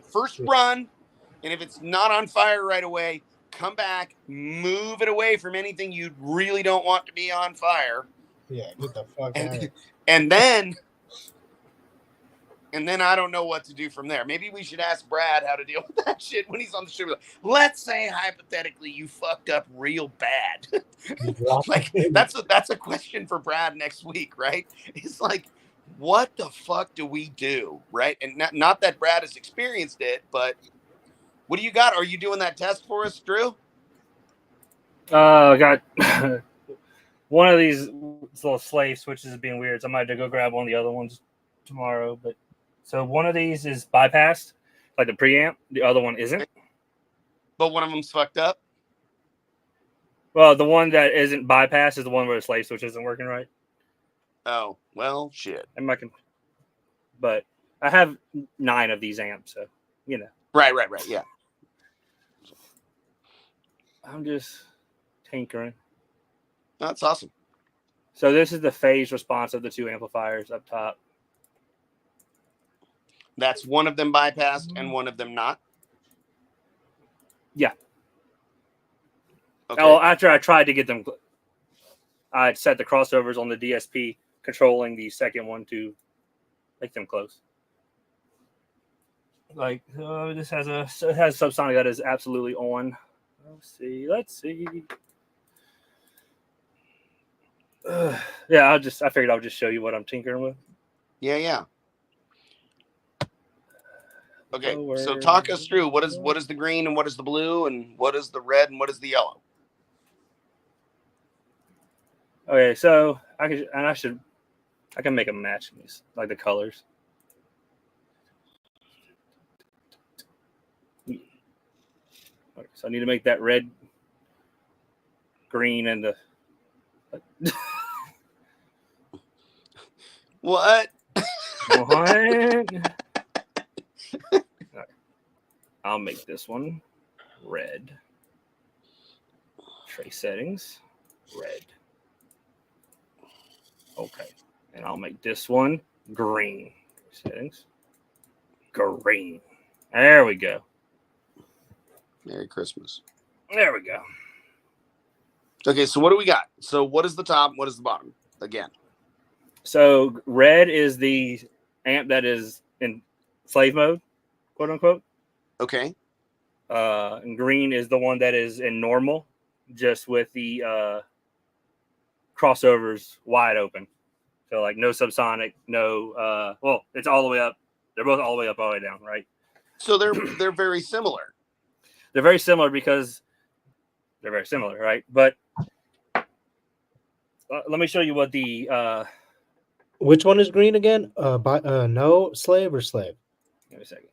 All right, so red is in slave mode. What's that? What's Well, it that's showing? very different now.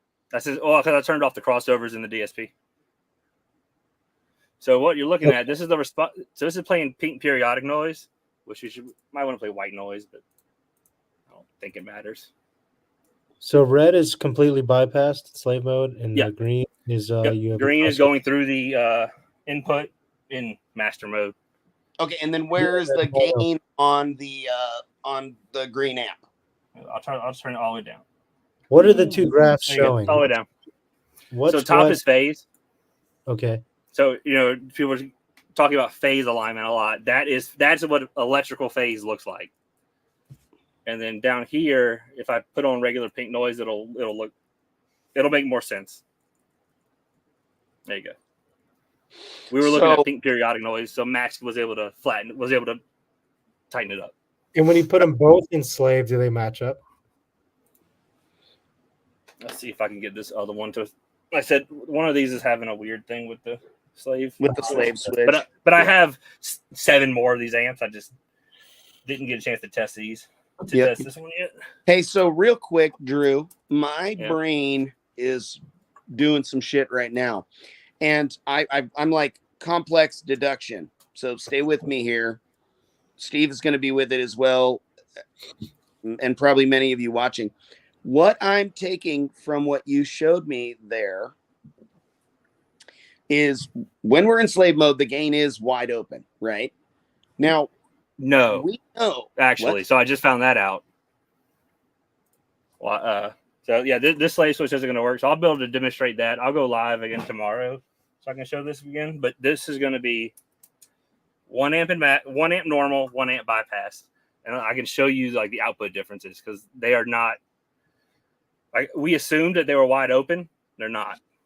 That's kind of a good thing. That's because I thought it was wide open, and No. that's a positive thing for me because my concern was, like, let's say hypothetically, let's talk about the Soulgasm. This is the first vehicle that I implemented this throw everybody in slave mode and send it technique, right? Let's say hypothetically, if the gain was wide open, my input signal would be relatively low. And if I had the ability to lower the gain, I could have higher input signal, which would make the amplifier, in theory, produce a little cleaner, a little better power, right? Right. Signal wise, yeah. Signal wise, the signal would be a The little lower, have a higher stronger, noise better. And in theory, my output should also be. Is there a way to look at that, Drew? I think your VAC is not going to change though. The overall output's not going to change, but it just might be a little cleaner signal. I think it has to do with noise. Right. Yeah. So we'd have less noise. We'd have less signal noise. So therefore, we'd have a better signal.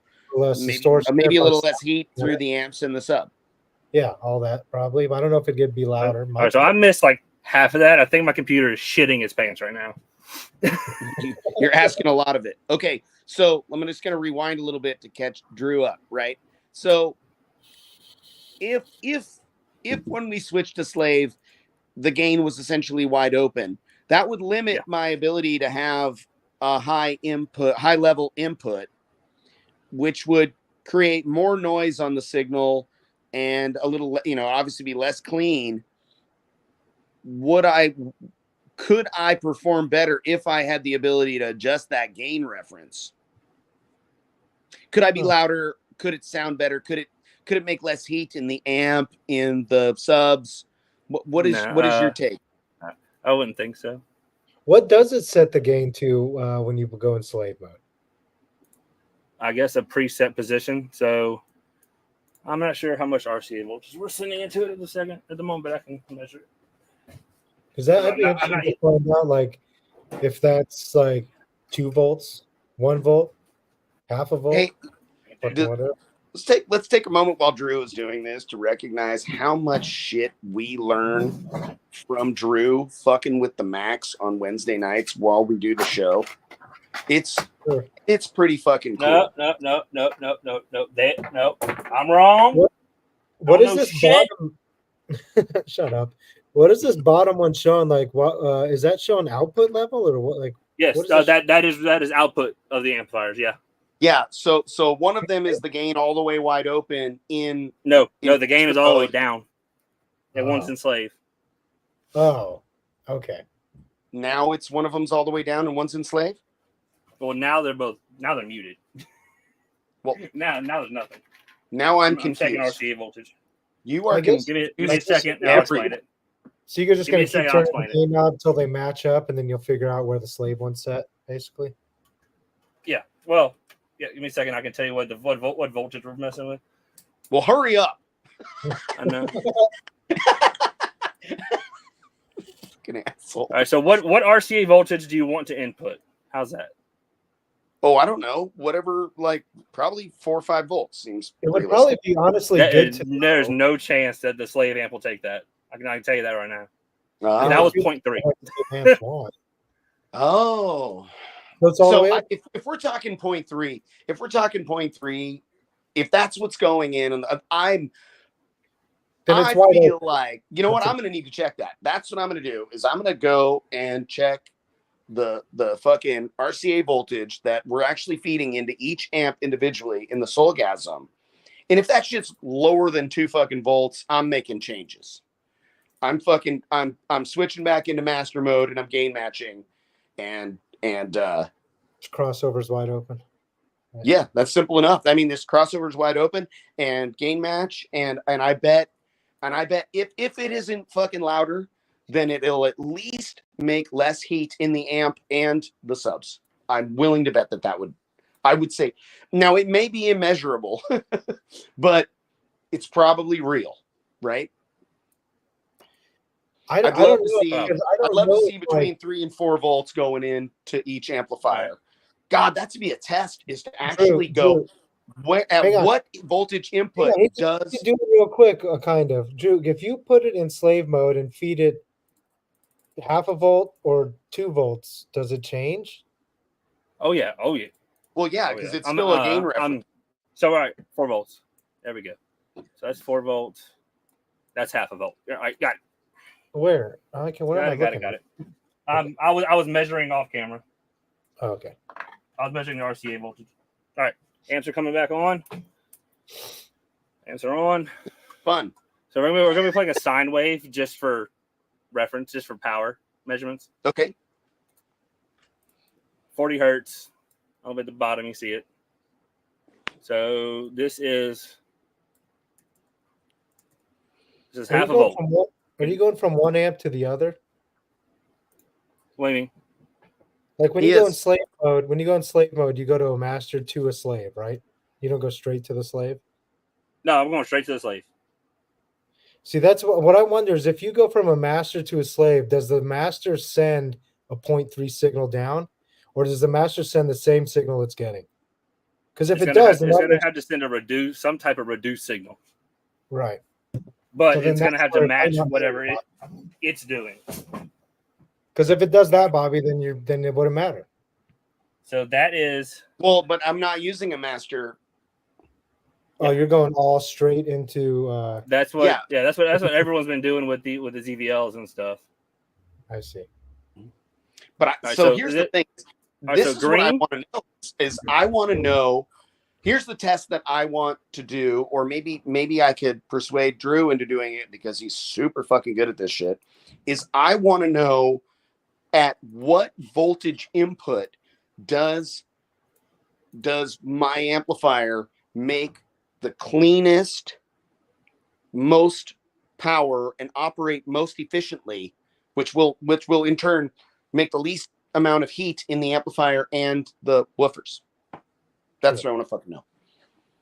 How can we can do that test? That's real. Let's do that shit. I mean, I'd imagine it'd be the highest voltage possible in. Well, I'm sure it reaches the point where it starts to be a problem for the amp. So I'm sure there's a point of diminishing return, right? And I'm guessing it's somewhere between 4 and 6 volts going in. Whatever voltage this is RCA right now is the max of the slave amp. But whatever this is, because it's so what is it? There it is. I'm about to unplug and measure it. So, and this is with the gain all the way down on the other amp. The green is normal amp gain all the way down. Okay. Red is amp and slave mode. Okay, so what's the voltage going into that thing right now? Tell me. But you're saying, but they're both getting the same input, right, Drew? Yes. Yep. Okay. Plug this into this. That's interesting. So yeah, I'm interested in what the output of the that was 2.3 volts. Okay, so that's pretty reasonable to some degree, and I would say that the likelihood that there's a difference between, certain amps and another, so I'm going to have the guys check tomorrow what the input voltage is on the Soulgasm when that thing is at fucking full crack. And this is how can I do that without fucking that thing up? Do I just fucking yank an RCA off of that thing? Just can I check that voltage while it's connected? Yeah, just all you got to do is take it from, because I've done it so many times now, just from your source, whatever RCA is going into the DSP or out of the DSP, just whatever's before the amp. Out of the DSP. Yeah. So whatever's the first, that's it. Just take that one out and then test that one. That's it. You don't have to do anything to the other amps. Just the first one, or whatever's going to your cock box or whatever you use to split. Yeah, exactly. I just disconnected from the cock box, so I'll just play the fucking sine wave. Right? Did you watch Marius's thing about the cock boxes losing all that subsonic signal? Mm-hmm. I didn't. I wonder if you might be able to gain some lows there. I don't know how much if you're losing any or not, but it seemed pretty interesting. I probably am. If he says that it is, I mean, and how could I alleviate that? I could just come out of a channel RCA. Do what? Distribution or a DSP. Oh, so a ZVL. I mean, or any active.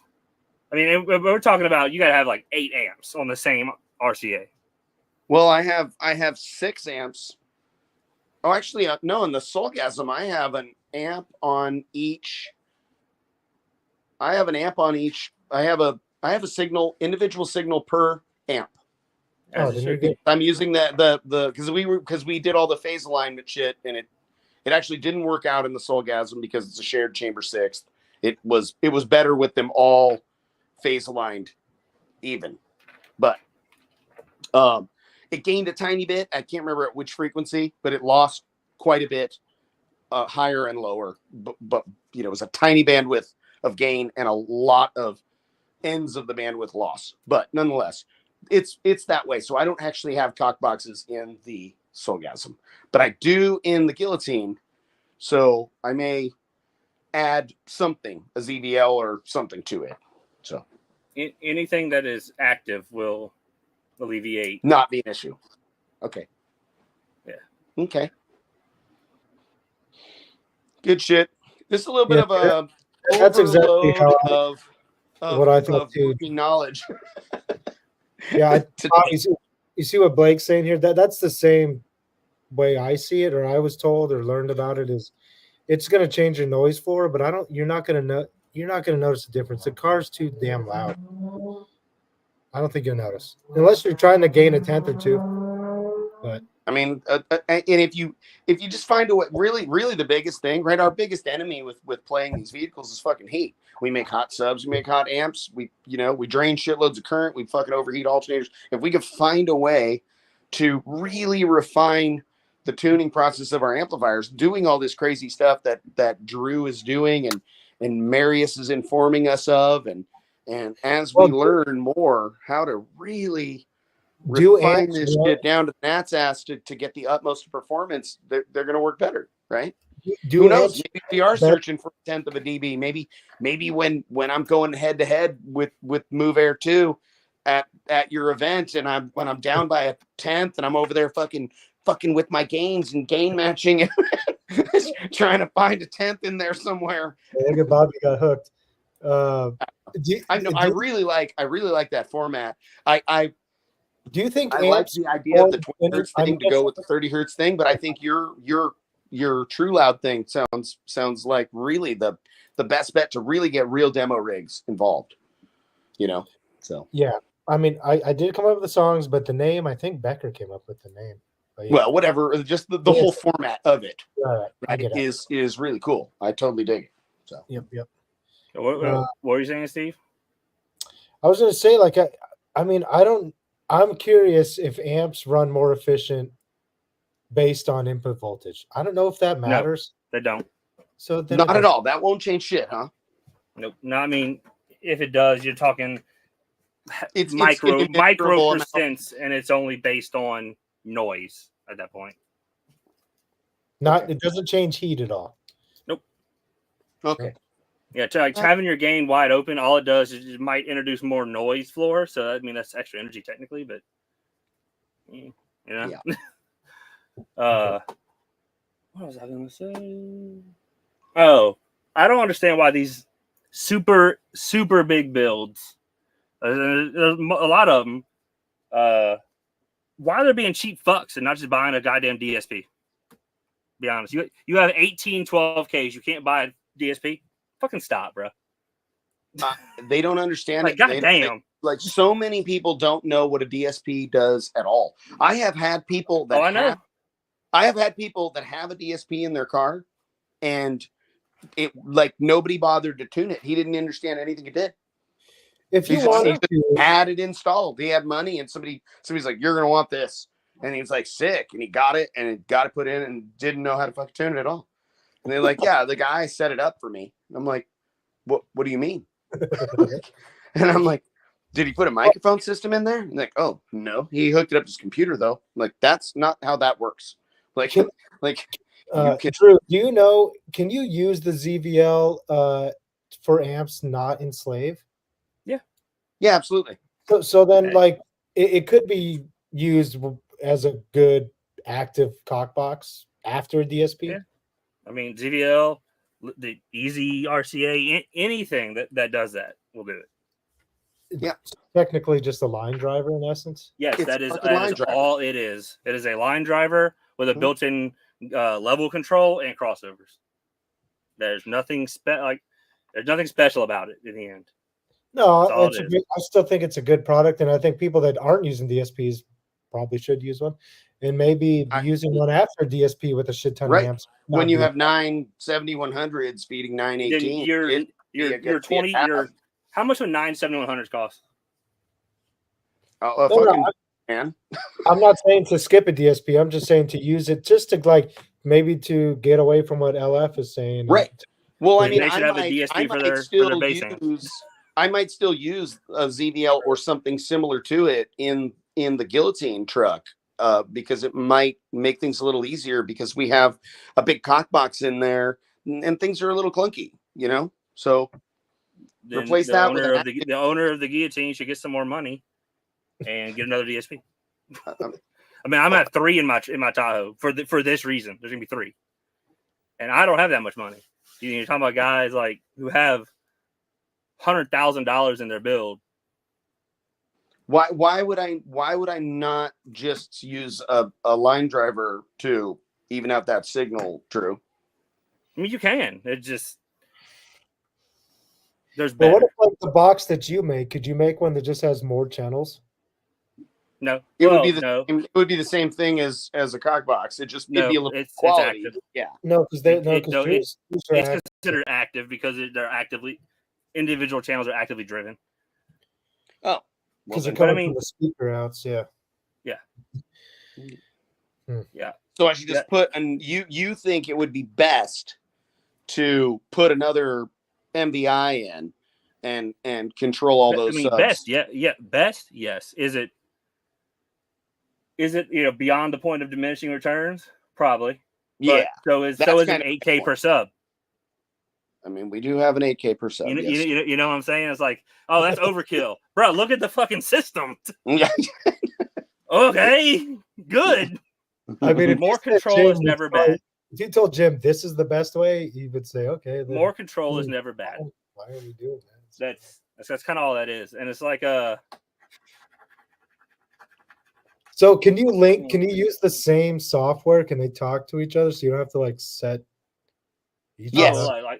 No, yeah, yeah. There's a MVI hub or the VXI hub, and you plug those. Like my F-150 has 3 VXIs, my van has 3 VXIs, and I have little hub, and you just click which amp you're controlling, 1, 2, or 3. Okay. It's pretty bitchin', actually. The MVI hub will fit you can put 8 amps on it. It's fucking nuts. And the VXI, I think it's 4. Now, like in the Tahoe, there's going to be a Tweak 88 that is dedicated for the subs. I can't link to that, but I won't be tuning it I won't be tuning everything at once that often, so not a huge deal. Right. Yeah. No. But individual sub control, amp control. In the end, if we're trying to do things the best, that's the best. Can you imagine having 96 channels of out? Yeah. Having what? Yeah. 96 channels of control. Channels of DSP outputs. I mean, I guess I have. If you have 8 12-channel MVIs, or the ones that we use to make them 12 channels. Yeah, right. Channels, yeah. Yeah, I have in my F-150. Fuck around and find out. I have 24 channels. I mean, most of them are bridged, so there's that, right? So I'm operating on 16 or 18 channels in the truck. That's awesome. I'm gonna have 24 I'll have 22. I'll have 22 independent channels in the Tahoe. Yeah, that'll be fun. Because every speaker gets its own amp channel, and every speaker gets its own DSP channel. Yeah. Because overkill. Because too much is just enough. No, actually I might bring both these back and just grab some of the SCV 7500s just so that way it's even more of a representation of what we're doing. But my frustration is building continuously because the little posts and comments, they're annoying from people who can't set gains properly, are trying to tell someone who actively learns about measurements and electronics with the biggest companies in the world that I don't know what I'm talking about. It's like, boy, 2 weeks ago, you were trying to use a subwoofer to match phase. Shut the fuck up, bro. God damn. I think it's this thing where like the ZBL is not what is phase and gain matching. It's the fact that you're switching the amps to slave mode that is phasing. This is nothing new. This isn't. We've been doing this. Specifically figured it out on this show 2 years ago. Yeah, and I'm sure people knew before that because of course they did. I'm sure somebody was like, oh my god, this fucking asshole's having an epiphany right now, watching me go, dude. I'm just gonna fuck, and I'm all standing at the back of the Soul Guys. I'm all click, click, click, click, click. I'm like, just feed the fucking signal, we're good, and bam, and we all did it, and we were fucking all super happy, and everything is great. But yes. So anyway, motherfuckers don't even know what phase is. God damn, motherfuckers don't know what fucking phase is. No. Holy shit. Because you fuck someone up, you tell them, oh yeah, I turned my crossover down 5 hertz. And I fucked up the phase. What do you mean the crossover? Yeah, I know. Your head hurts now. It's all right. It's all right. Yeah. Well, shit, gentlemen. This is a fun show. I had a really good time. I fucking love you guys. And I'm going to go downstairs and hang out with my wife and my stepson. Yep. Probably going to watch a horror movie. We've been watching horror movies. Nice. The movie Smile's pretty fucking good.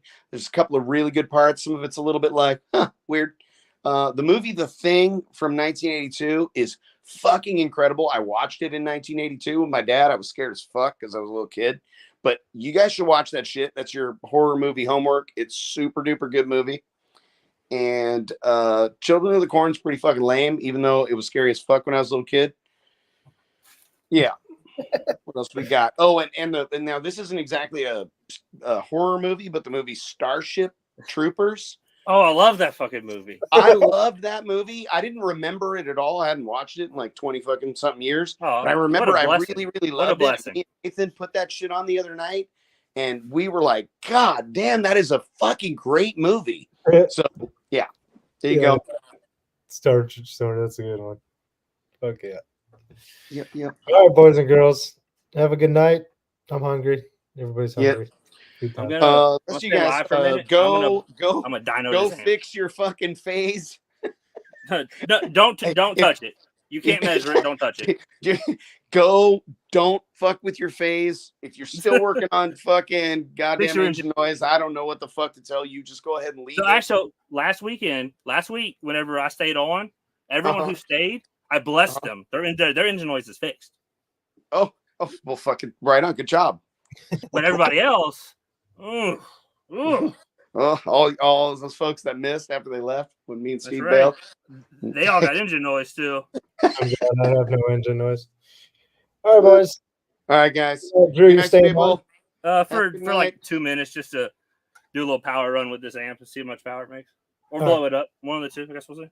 Are you gonna blow it up? I'm gonna stay on for 2 minutes. You're gonna blow the. I hope not. Just wire it to a dead short and send it. Come on. No, these amps are tough as shit. We had 8 of these in the Nitro for a good while. What do you got? Wired it to quarter ohm? Wired it at half. Negative quarter ohm. Yeah, 8 of these did 162.2 dB in the Nitro or something like that. 11,450 watts on one AGM battery. Oh, that was on 180 amp hour LTO though. What are they? 1,500 watts or something? They're rated 2,000 something. It's probably. I guess we'll see in a second. I think it's the same primary board as a DC 2K, just a little bit simplified. So probably 2,800 watts at 1 ohm at 14 volts, roughly, as far as I know. What amp is this? What amp is this? The Cab 2K. Okay. Like the OG Cab 2K. Yeah. All right, amp on. I don't know which freaking input that is on the freaking thingy. Come on, you can do it. It looks like it was level 2. Oh, yeah, number 2. All right, 1 second. I gotta do the thing to show the power with the thing. The thing. There we go. Okay, thing. Untune power meter. Run. High level. 1 ohms. Let's go. It's funny. You can't see any of the stuff clicking, but I can see your cursor going around clicking shit. Yeah. Actually, you can't see the power because I'm not sharing the whole screen. 1 second. Yeah, it's just like clicking in the middle. How lame. Like, okay. Entire screen. There we go. Ooh, there's a little That's spike over there at fucking 40 hertz. Now what do we got? Still can't see shit. All right, I gotta turn the gain up, I think. Switch it to slave mode. Flip the switch. Flip the switch.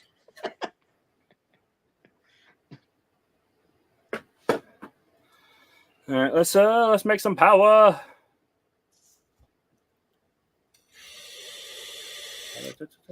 All right.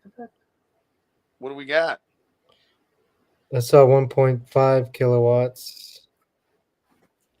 1.7. Man, it was jumping around a lot. It wasn't set to. I normally set this to no averaging. My bad. Oopsie. That was my fault. Yeah, maybe 1.5. A lot going on in that software, man. I wouldn't be able to do what you're doing, and I got trained how to do it. And I fucking 1.33. I'd be calling, I'd be phoning a friend like a motherfucker. They're 900 watts. There's 2,000. And that was pretty clippy. Yeah, it was a little noisy at 2K, huh? Yeah. Let's see how much current it pulled. It's we got 88 amps. Oh, It's yeah. only Nice and clippy. It's only 2%. It said 2%. 2%'s a lot of Yeah, clip. He showed us what 1% looked like, and we were all like, no. Say These it ain't amps- so. the- Say the it ain't amp- so. That's 1%. Are amps rated at 1 or 10%? I always get that confused. Certified is 1. But Okay. what I'm surprised no one's really figured out is amp manufacturers can build amps to make power on the dyno for a few seconds. And yeah, I think I'm sending in a dirty signal because I'm still going through the DSP. Just getting the Turned clip all the way out up. Yeah, that was probably just really dirty. Anyway, it made power. Okay. Cool. Oh yeah. All right. Oh, Blake. Don't even start to tell them about power bandwidth tests with the audio precision. People are gonna be upset when they find out about those. Oh, they're gonna be upset. What do you mean my amp won't run for 60 seconds at full power? Huh? How it is? All right, boys. All right, yeah, I'm gonna get off. All right, kids. Good night. Later. Oh, an accident. Boy, I did that on purpose.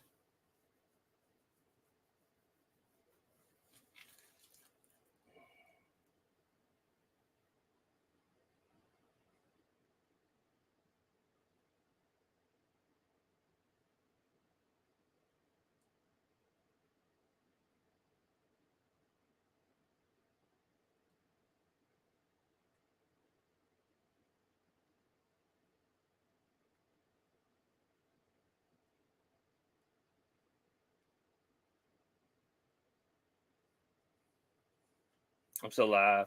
So there's that. I mean, I knew. That's why I was being quiet. Smart. Somebody asked what I was working on a minute ago. Duramax stuff. This is the side panels for the center console. There's a sub that sits like right here. Right here, if I can down a W610. What do you think? I mean, copper's better, but copper's incredibly expensive and will corrode and is a pain in the ass. So I tell you this: by the time the aluminum is holding your system back, it's not.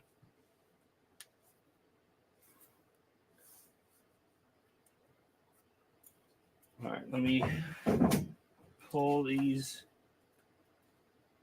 dash kit pieces off. So what we got here, that was pretty good. Doesn't look the best.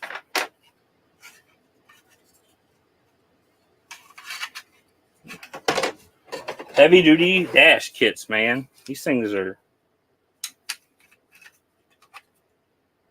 the truth. That printer jammed. I don't know why. This laptop bag is in the way.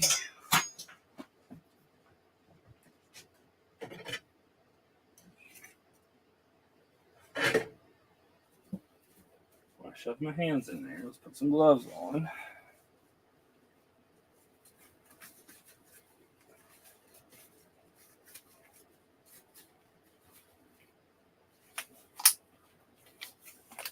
You gotta put the gloves on.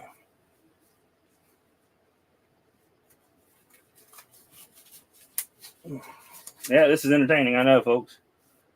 At the moment, no. There's a clog on this one. Yeah, me.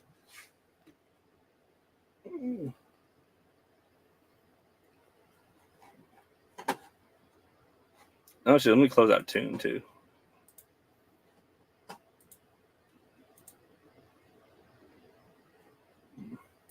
And I'll make this a little bigger.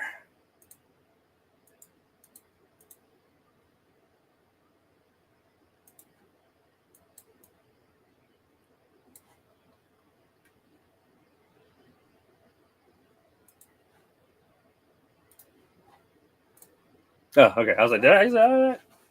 So this one just finished printing. I'm about to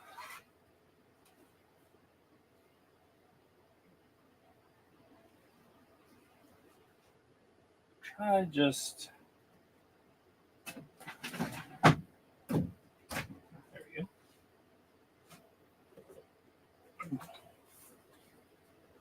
With a little bit of liquor, well, alcohol. You're really not supposed to use isopropyl alcohol on PEI plates, but yeah, whatever works. Try that. Turn the bed temp up a little bit, I think.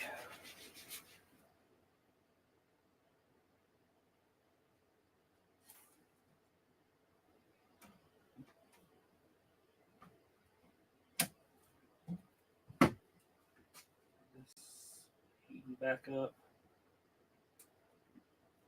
Yeah, I think I'm gonna turn the bed temp up. I've been at 105. I think we go to 110 Celsius. This one is clogged. I don't know why. You'll have that on them big jobs.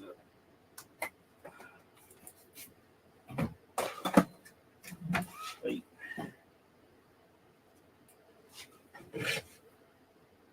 What up, dude? I'm not going to be on too much longer. Just going to kind of clean.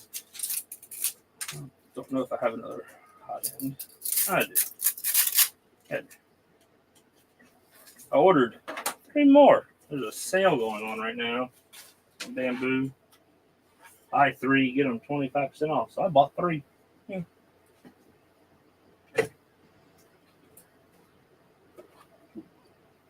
And this plate while I'm at it. And this doesn't help that little sticking problem and the temperature bump. Then I'll just wash them. I don't use any glue or anything. I've never needed it really. Though I know a lot of people use glue actually as a release agent, like specifically with the smooth plate. This is not the one. I have 2 of these. They'll stick so good it'll tear the plate as you pull it off. So.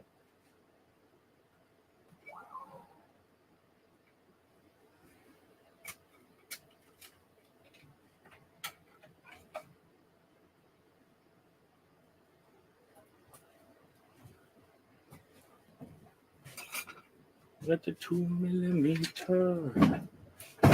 Oh. This material that I'm using is. I haven't really had any problems out of it so far. Suppose every now and then you'll have something.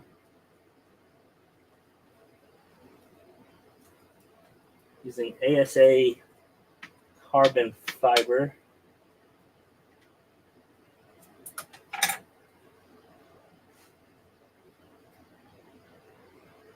Dude, I really have like very little problems. Normally, the shit just kind of works. Yeah, I can't complain too much.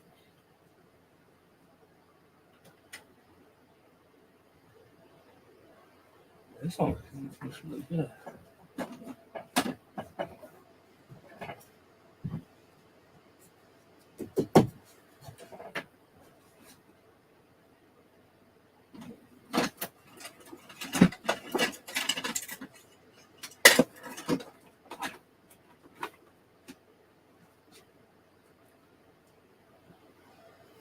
I don't know where that little thing is. It couldn't have gone far.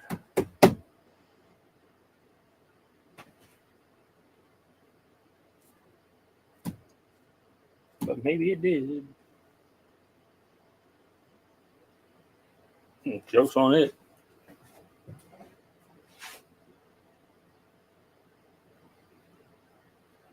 No nylon. No, I thought about it. No, man, just because it'd be cool. No, it's hiding. Hey, knew what was coming.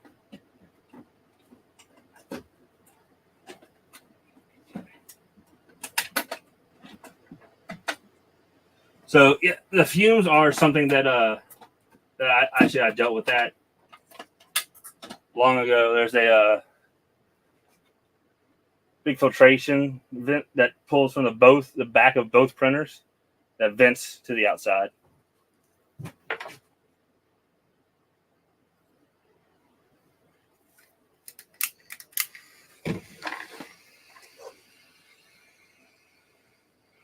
So I'm about to do, you can't see it right this second, I don't think, but basically, you heat up the Allen wrench, hot as hell, and shove it into the hot end.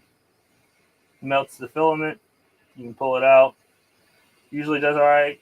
Sometimes it doesn't. We'll find out.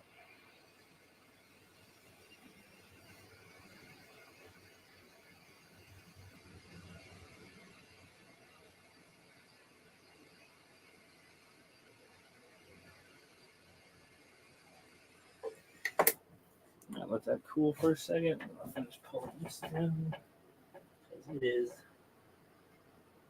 definitely a problem in the gear extruder too.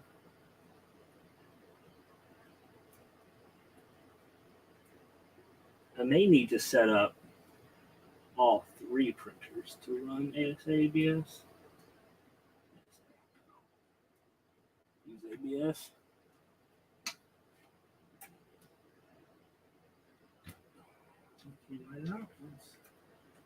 Need a little filament in there.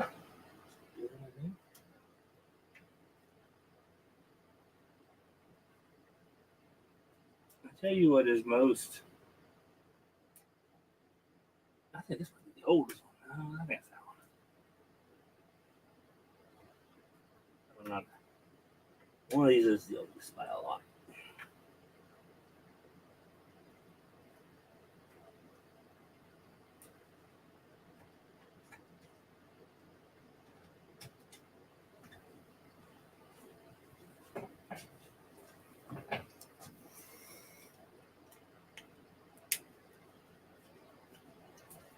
Nitro!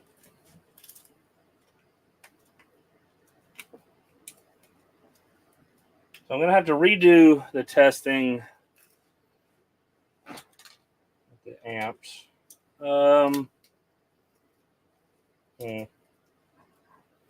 You know, it may not even be worth it.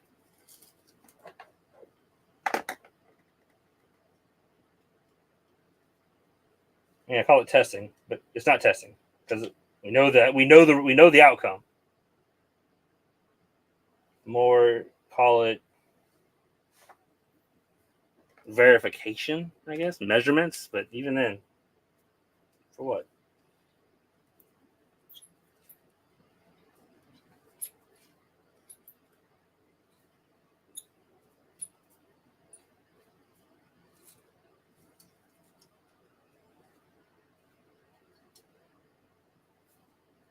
I don't think the problem was in there.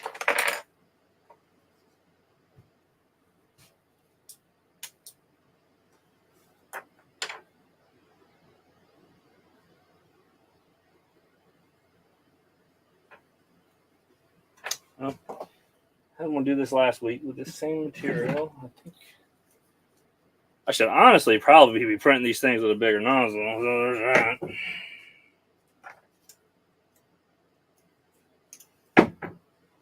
Might. You know, this is like one of those prints that'd be perfect for the bigger nozzle because you don't really see anything. I might have to calibrate for that and give it a shot.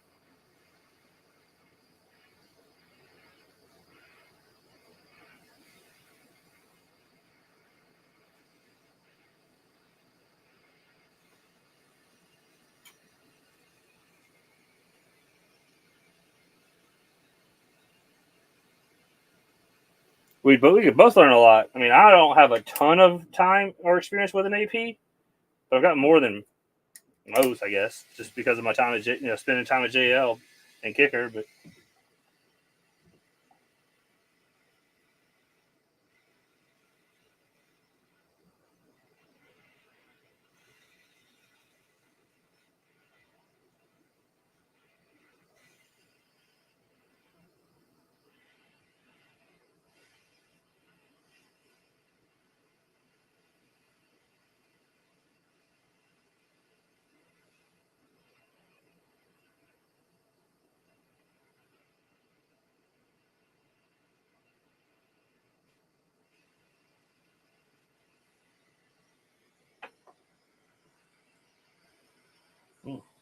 Don't do that.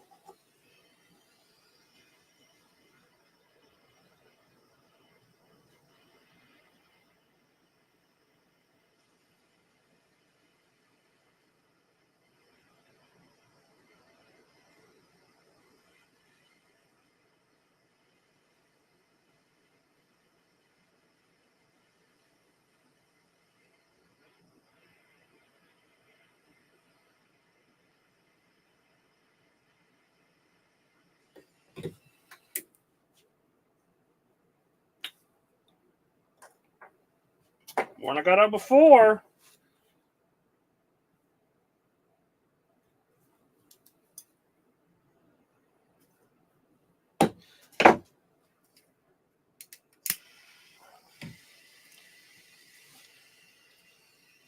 Yeah, the AP is crazy. That's one thing Nick was telling me when I was at jail once. It's like you can change a single setting and completely change the results you get.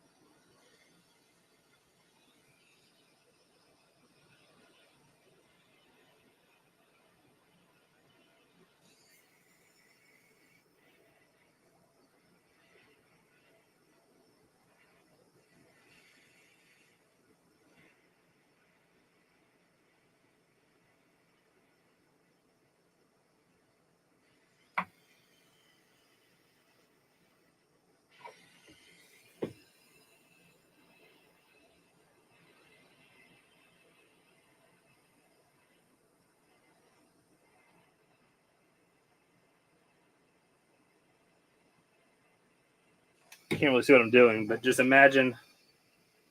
Whoa, yeah, that stinks for some fucking reason. Whoa. Yeah, awful.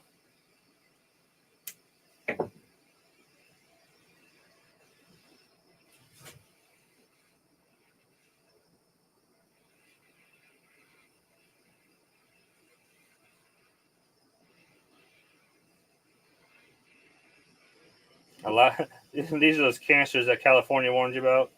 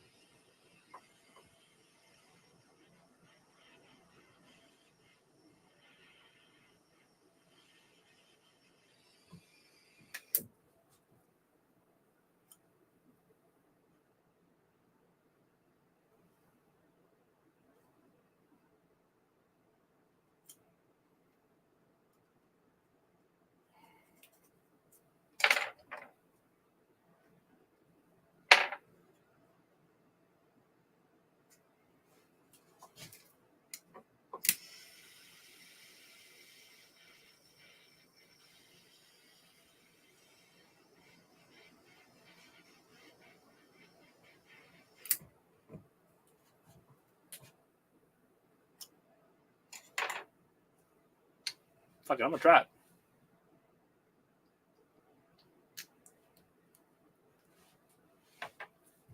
When I get back, I'm out.